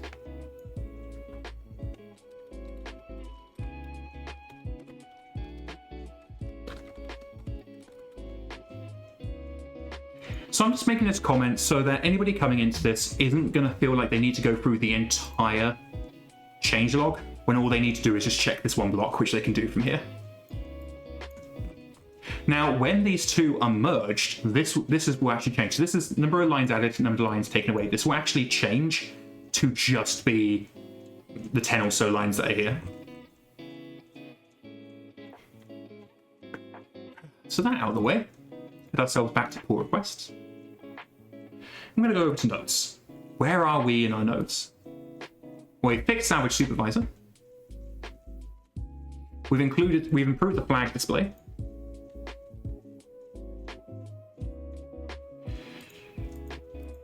I'm just going to take a brief moment. I've actually been working since 9-ish this morning. It's now a bit past 3 in the afternoon. And I'm not particularly good at taking breaks. But we've got about 45 minutes left on today's stream. So we need to try and fix something that's going to be relatively simple.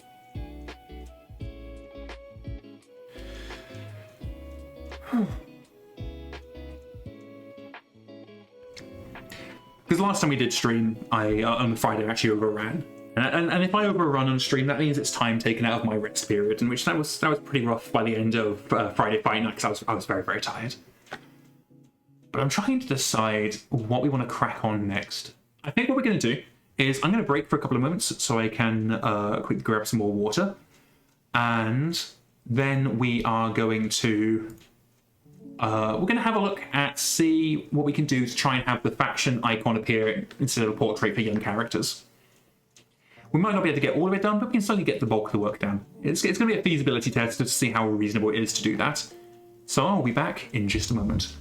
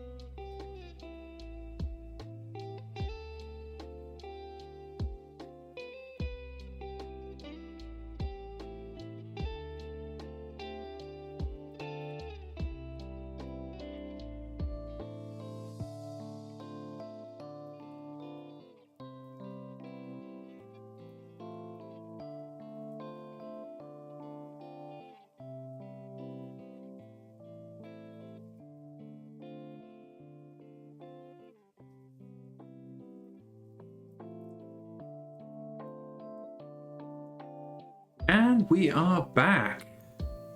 I'm glad to see that you guys are enjoying the sweetest cold music this side of the periphery. Let's scoot our asses back down to IntelliJ. So what we want to do here now is we're going to do a feasibility check. So what a feasibility check is, it is literally what it sounds like. We're just testing the feasibility of a change. And if I scoot over to notes, the one we're going to check here is the option for faction icon to appear instead of portrait for young characters. Now, once we get that working, we will then extend it so that players can disable all portrait generation. We might even need to add a few extra flags. I keep hitting my desk, I apologize for that. Oh. Don't know about the rest of you, but we're a few hours in. Starting to get a little bit tired.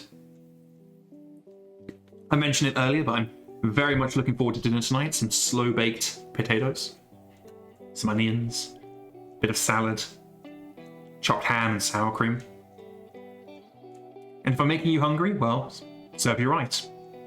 I'm hungry, so you might as well be too. Okay, so let's head back to IntelliJ. Let's see what we can work with here. First things first, we need to identify where the code lives. And fortunately, this is relatively simple because I know the two places where we need to check. Bear with me, I'm getting a text message. That's fine. As I mentioned a few times now, one of the problems of streaming all day or in the middle of the day is you get a day's worth of interruptions. I'm just going to call this faction icon, no portrait. Ooh, Pathstrider says they're having salmon burgers tonight. So my potatoes sounded really great and all, but like if you want to, I would be happy to swap you. No, it's a sacrifice. I would be willing to sacrifice my delicious roast potatoes, baked potatoes even, for salmon burgers. You know, I don't want you to suffer, Pathstrider. I will make the sacrifice for you. So the first place we need to look is person view. So in the personnel tab, you'll know on the right-hand side, you can see details about the person. That's the first place we need to look. So that's where the portrait is going to be set up. But we also need to find the code for the portrait. And I won't lie, I can't quite remember where this is, but I know where we're using it. And that is the immersive dialogue core. The immersive dialogue family of classes is something we set out, I want to say mid last year. And it's to replace the rather ugly looking generic dialogues we had previous. So the immersive dialogues are the ones that have like in character at the top, out character at the bottom, then to the left you have like whoever's talking. It's not perfect. The immersive dialogues are not perfect. There's a bunch of things that I would really prefer to change, but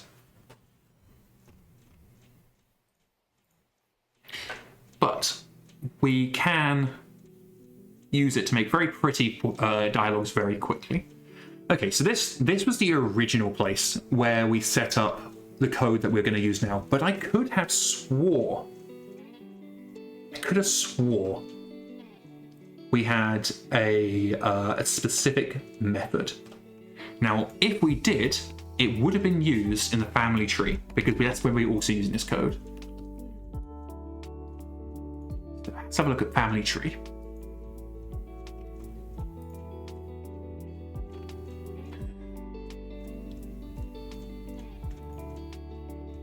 That's not quite where we want to go to.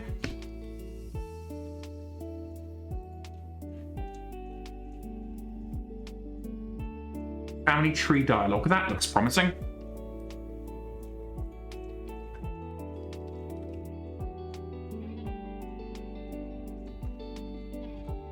Because anybody who's used the family tree will know that if a character doesn't have a portrait, it shows the faction icon. Aha! Get portrait image icon with fallback. Now that sounds promising. Boop.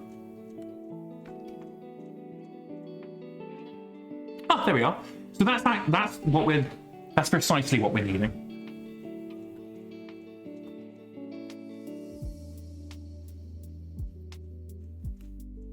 So now we need to think. Oh, thank you very much. Thank you. That's amazing, Path Strider. I really, really appreciate that. Path Strider has subscribed at tier 1 for 3 months in advance. I hope I continue to entertain for 3 months. I would say all your money back, but I can't keep that promise simply because I do not know how to do that. But thank you. That you are my 3rd subscriber now, and I really appreciate everybody who is willing to support the streams that I do here. Now, I am required to clarify that these are not official MekHQ streams. These are my own personal streams, and so because as a MekHQ developer, I cannot take money for the development of MekHQ. I simply can't. But so that's why these streams are purely my personal streams. I might even do other games at some point, but yeah, just want to clarify that these are unofficial streams that I do in my own personal time, my own personal edification. Back to portraits. So this is giving us the core of what we need. But what we need to do is identify a way to determine if the character is a child or not. Now, the concern I have here is child is something that we determine using dynamic information. So I don't think I can just do is child. Yeah, I need to use local date.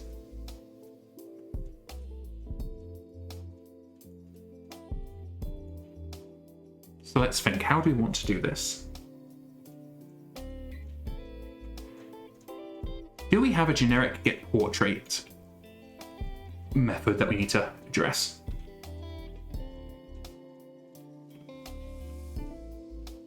We do. Okay, and where are we using that? Oh, we're using that a lot. Okay. All right, so our first step is going to be to propagate get portrait image icon with fallback across the code base. There's only 29 uses, so this isn't too bad.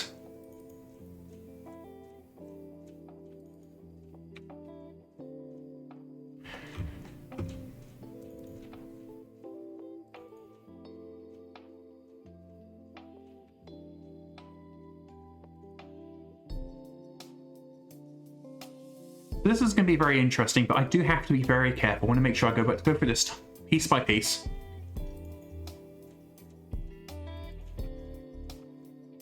And what this is going to do, anybody that has the default portrait, this is going to return the faction icon instead.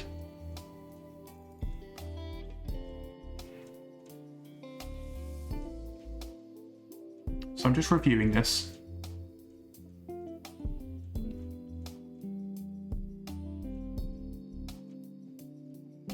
This is working slightly different. This is actually returning the campaign faction. And this is returning the campaign faction specifically if the person speaking is a member of the campaign. Otherwise, it's just going to return faction logos. That's not strictly the same, so we don't want to change that there.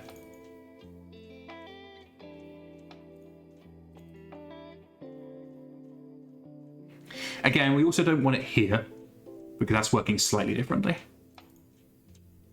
Patient table, yeah, we want portraits or icons there. And we don't want to write the icon to the campaign save because that's just likely to break stuff. We don't need to update this. I don't know why we're fetching portraits though.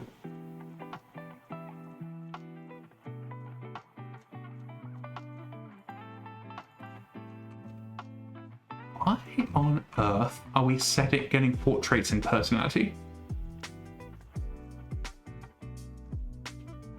Oh, interesting. So this okay. That's story arc stuff. We're not gonna fuck with that.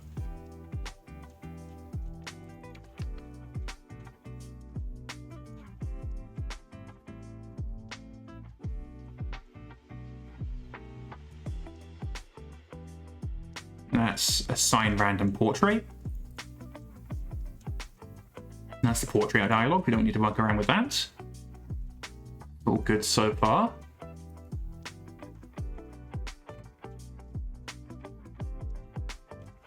That should be fine. Actually, this is where we want it. So let's just get rid of everything else. We specifically want this.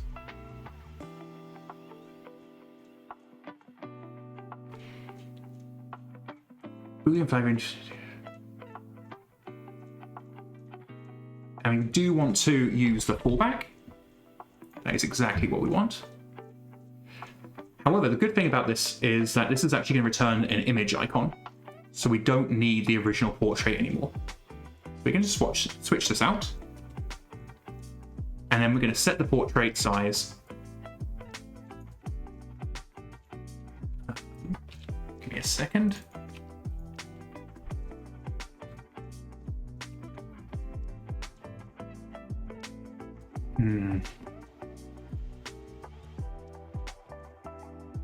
Don't know that we can just do this, but we can try.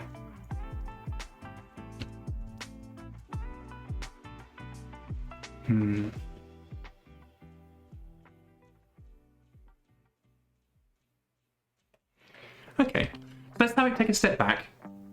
And what we're going to do is we're going to see what exactly is going on with get image icon, because then maybe we can shortcut it.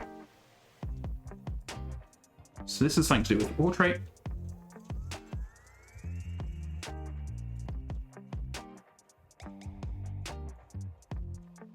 Okay.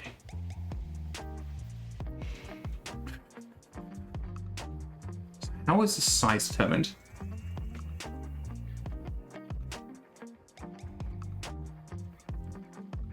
Okay, so this is what we're using. We're just calling size, and that's just setting the width. Okay, I think we have an image utility that will do this for us. We can double check.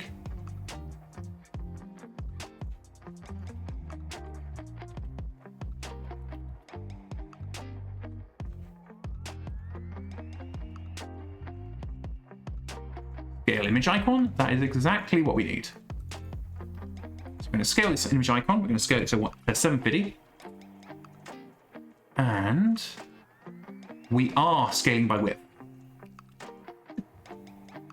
Now we're going to double check that by going back to shout icon. And if we only put one size, it is in fact the width. So we are scaling by width.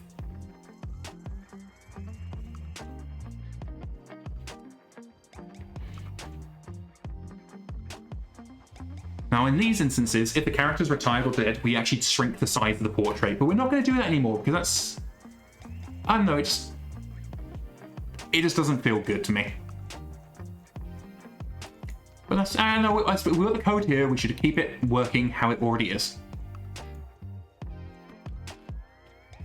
Okay, so that's calling the original portrait.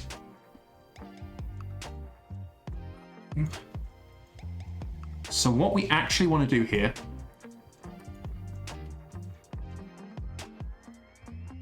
how do we do this? How do we want to do this? We can scale it twice, that's not too bad.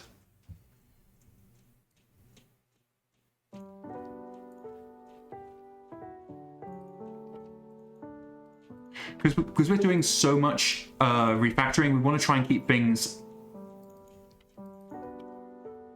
as similar as possible.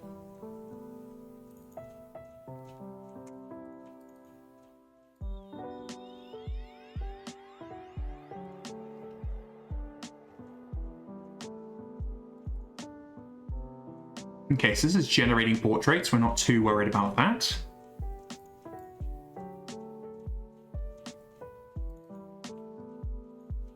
There we go. So most of the instance that we're wanting is when we're pulling it for display.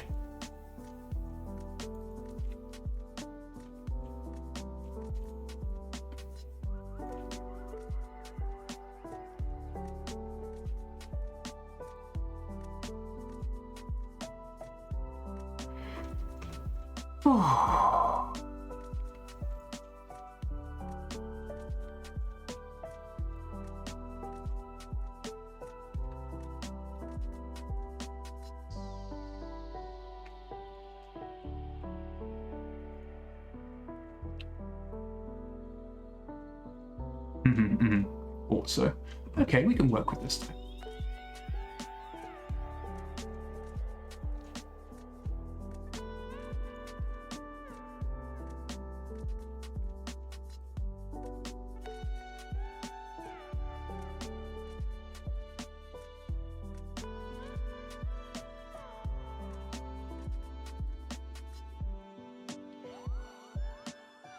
Oh, we need to get the image icon here. Image icon. And pass that in. We're skipping a step. Because the image icon is what we use to get the image. There we go. We need to do that here as well.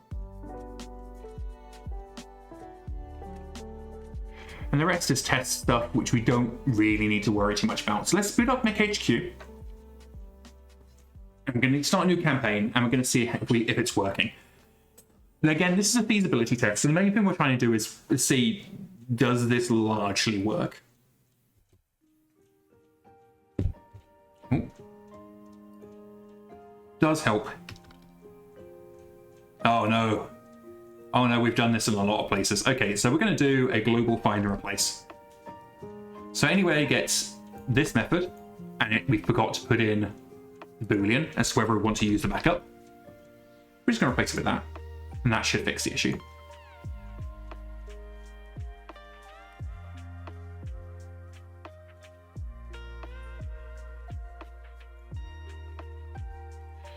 So there might still be some errors, but that's okay.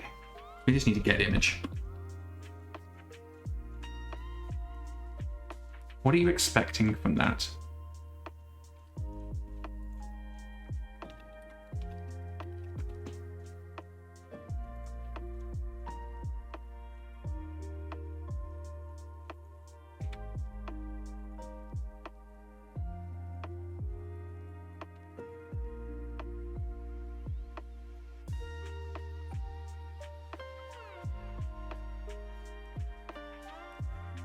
Let me just get file directly from the image. We can't. Okay. This complicates things a little bit. So what we're going to do is, we know this isn't going to work. That's okay.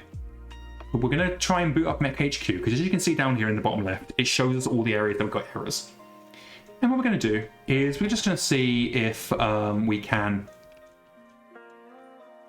We're just going to see how badly things are broken.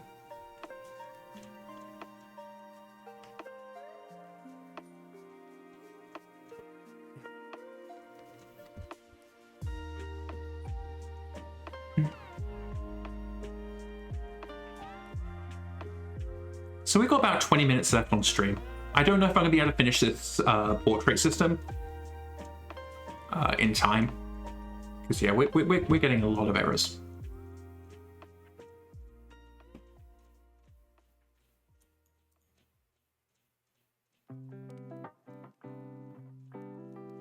Some of these errors aren't a problem. Some of these errors are more of an issue. So what we're going to do is going to go through and fix up some of the easy ones, and then we can come back to the other ones.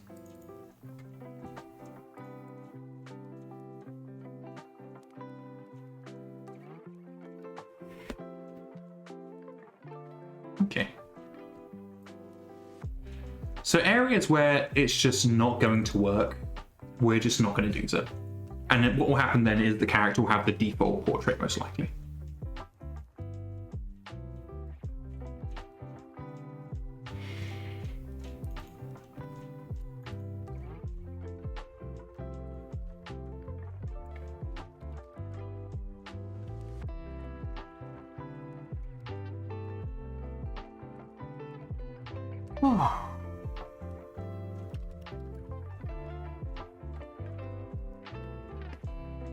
So this method that I'm using is just a very simple one. All it does is just rescale the size of the image icon. Essentially what's being done previously, but in a slightly more efficient manner. Just need to get the image here. Image. There we go. I suspect we're going to have a lot of these types of situation.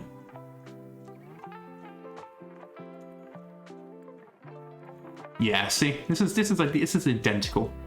But the good thing is that we can just grab this and copy paste.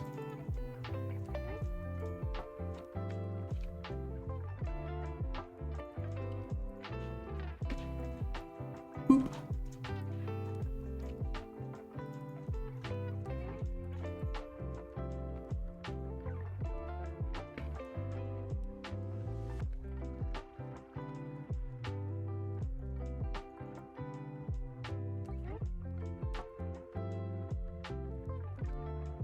Looks like we're already trying to scale this and just failing. Interesting. So what we're doing here is we're actually scaling the 50 to the UI. That's actually something we should probably do elsewhere. So we will come back and change that. But for now, this is what we want. But seeing as that's a good change, we're gonna propagate that across the rest of the code.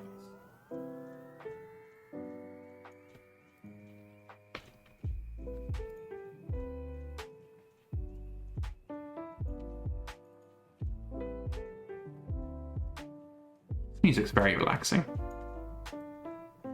Hope I'm not putting you all to sleep. But if you do need a nap, that's okay. Life moves too fast sometimes. Having a little nap, or whatever gets you through the day, it's good for the soul, I think. Like blowing up clanners. This is therapeutic.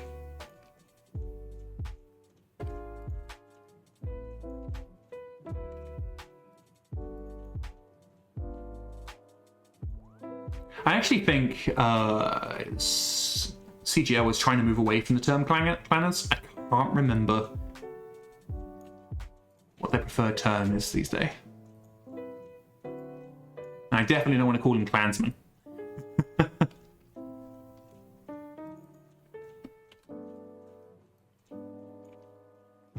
That might attract the wrong crowd. So this is fetching a direct portrait, so we can't use this method here. But that's okay.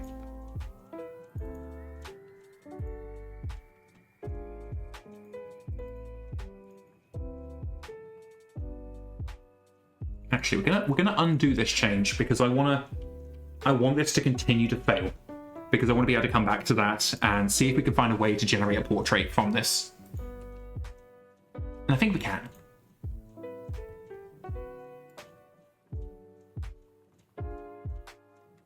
Pathstrider says, wow, rude. What did the clans do to you? Ignore the many, many things the clans did. I forgot. I forgot the clan. That's Pathstrider roots for clan war crime kitty.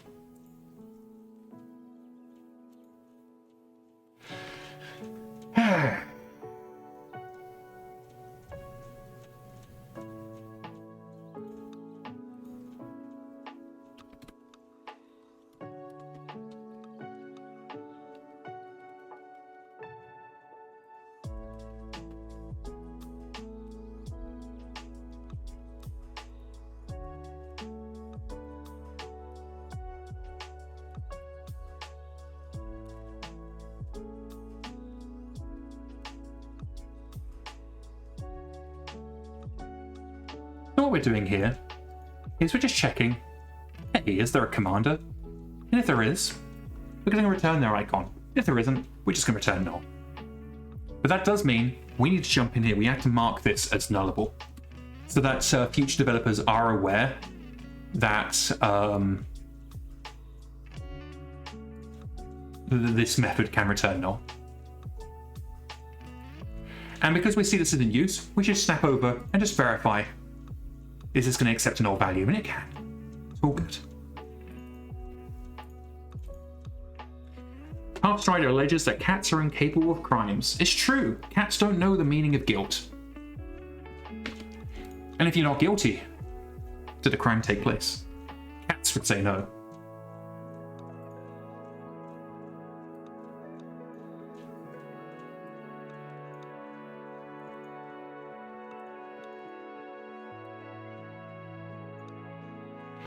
That should be the bulk of the errors. Let's just boot this up and see what happens.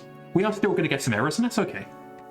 Because now what we're going to do is see if there's a way for us to create a mock portrait using the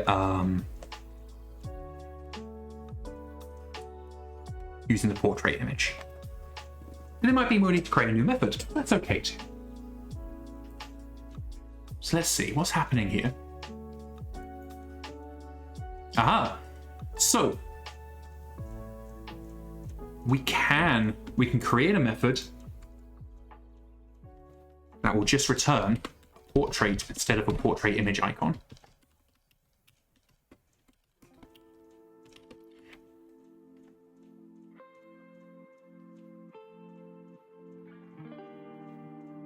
So this is largely going to be identical to the above method. In fact, most of the above method is going to get moved down into this. But whereas the above method converts it into an image icon, we're going to convert it into a portrait.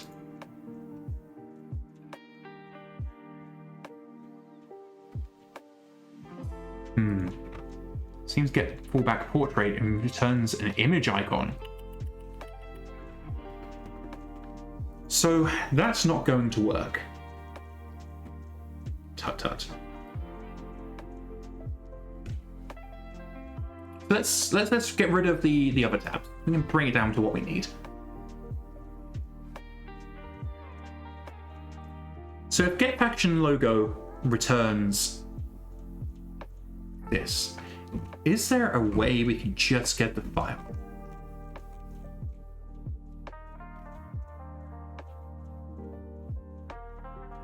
No. I mean, not easily. So I think for those areas where it specifically wants the portrait, we're just going to cede to what's easy. Now we could create a portrait, but I think that's going to just cause more problems than good.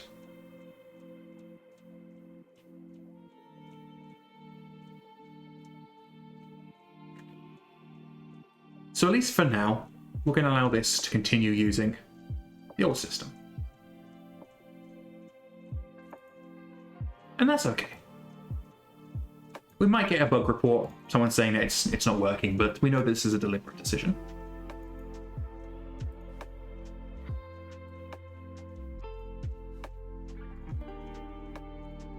Now with that done, MekHQ should boot. And as I say, this is just the first part of what we're attempting to do. Right now, we just want to propagate the code that uses fallback portraits across the codebase. And then from there, we can do further changes. Now, we've got about 10 minutes left on stream, so this is probably going to be as far as... knocking the table. It's probably going to be about as far as we get, but if you have been listening along and you've been enjoying yourself, please consider hitting that follow. We stream Monday, Tuesday, Thursday, and Friday during the daytime. And then on Friday, it's all very exciting. Friday, we have Friday night, or the Friday Fight Night.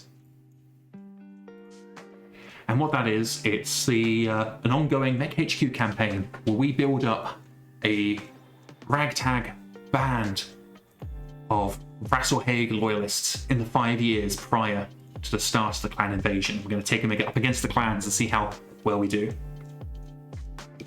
We've only got one episode under our belts, and it is available on our YouTube channel. You'll find that in the About section, where all the links live. I did something that I didn't mean to do, so I have to go back into campaign options in just a second. So you can catch up, and as I say, there's only been one episode so far, so you're not going to miss out on a huge amount. You can easily catch up. It has been an adventure. We've called our campaign the Scrotorious Bastards. That was decided by you lovely bunch.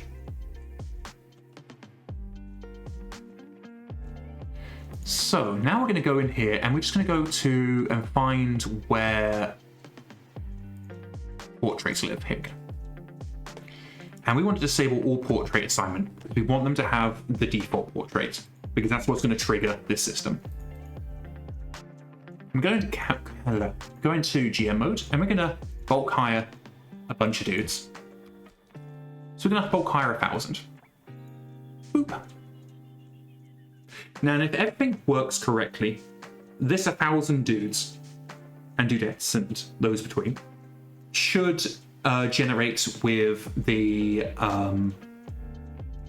default portrait. Alrighty. We can see that it's a bit small, but it is working. There we go. So I suspect that we need to make sure it's not resizing by width. So we've already saved. Or at least we should have done. If not, we can easily recreate it. And what we're going to go ahead and do It's going to do global find replace again. But this time we're going to replace that true. I'm going to replace it with false. Oh, I am in the wrong screen. Beep.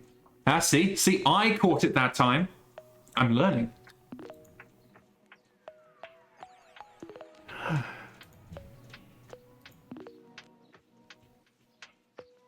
So let's boot MekHQ again and see if this improves the size of the portraits.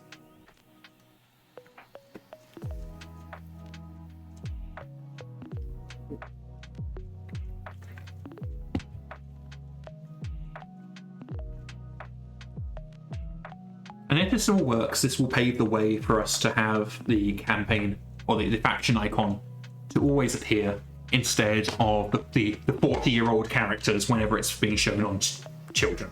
It does mean that as soon as the child turns 18 or whatever, they're suddenly going to look like they aged 30 years. But we work with what we have. And I mentioned this earlier, but we're also going to include an option so that you can always have it generate with the default portrait. Oh, no. I can tell I'm getting tired because I'm making silly mistakes.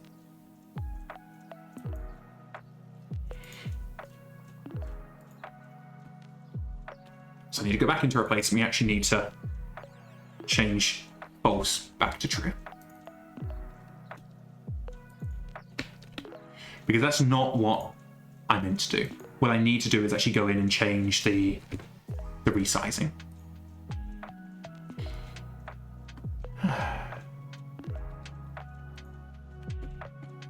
Oh god, yeah, I'm definitely getting tired.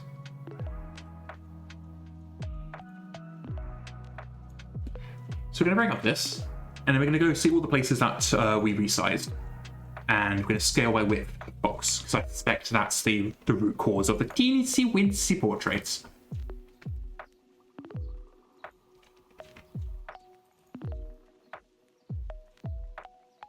I'm not an artist, and I will never pretend I am.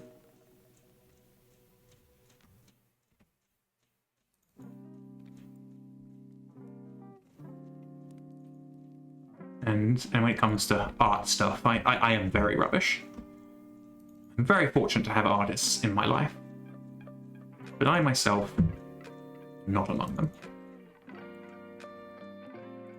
I did try my art, my hand at art, many years ago. I found I was far better at what's the word? Like designs and things like that, like building design layouts and stuff, rather than people. It's part of me being terribly autistic. I am. Ooh, we changed the wrong thing there. I have terrible face blindness. I collect. I say I collect Warhammer. I have a Warhammer army, but they always have to have the helmets on.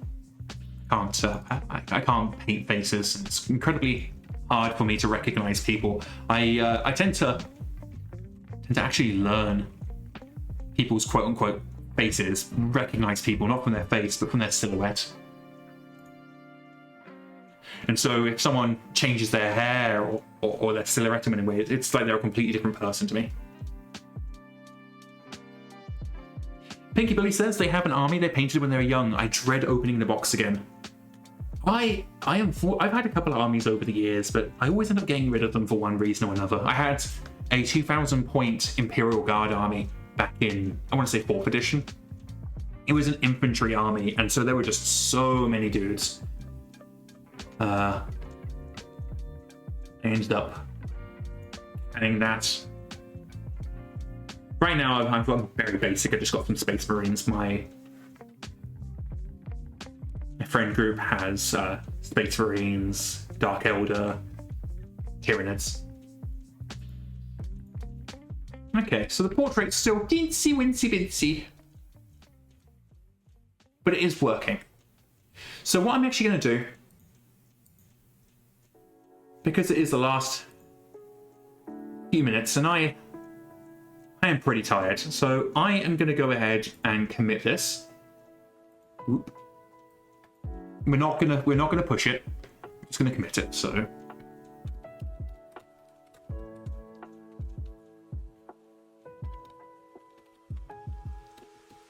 This is the initial work on fallback portraits. There we go. And let's head to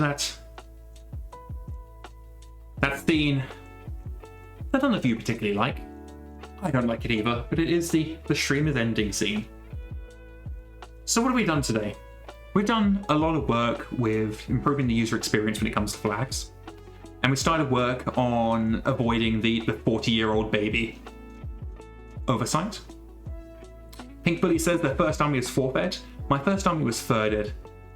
I had some Blood Angels in 3rd edition. I ended up getting them specifically because I fell in love with Space Hulk: Vengeance of the Blood Angels. I had it on the Sega Saturn. I also had a copy of the Space Hulk board game. I have a copy of the more recent one that Games Workshop produced. I haven't painted it because it's so precious to me. I personally don't want to paint it. I'd rather have money to commission someone, so I know it can be done perfectly. Because the models in that are absolutely beautiful, and it was rather expensive to get, so I really want to make sure it's good. Now, as always, if you have been enjoying yourself here and want to be notified when future streams are happening, hit that follow button. And if you ever want to catch up on an old stream, I usually get the VOD out on Twitch immediately, and a few days later you'll see it pop up on YouTube. You can find the YouTube channel in the About section. The About section of this channel is pretty bare basics at the moment. I am little by little improving the stream as we go, and I hope you all been appreciating the changes we had this stream, improved the mic quality and just spruced things up. When are we streaming next? We are streaming tomorrow at 12 o'clock my time. Now, if you check the schedule, it will adjust for your time zone, so you don't need to miss anything, but we will be announcing it in the streams channel on Discord. Hammer sometimes doesn't act here, but I recommend hitting follow so you don't miss it, because I don't feel comfortable doing the at here's for personal promotion. So if Hammer doesn't, I won't. And of course, Friday evening, check the schedule. We have Friday Fight Night, where we continue the adventures of the Scotorious Bastards. But really, I think that's it. I think we've got a lot done today. I'd like to think we all had fun. And I hope you all have a wonderful evening. I hope you have something nice to eat, and maybe spend some time with your loved ones. And if you don't want to spend time with your loved ones, maybe spend some time with a nice video game. I myself tonight will probably be playing Final Fantasy 11. And if not 11, then 14. And if not 14, then the original Subnautica. But all good things must come to an end. And so, I will wish you all good hunting. May your hits always be crits. And may your crits always result in, empty space. I will catch you all tomorrow.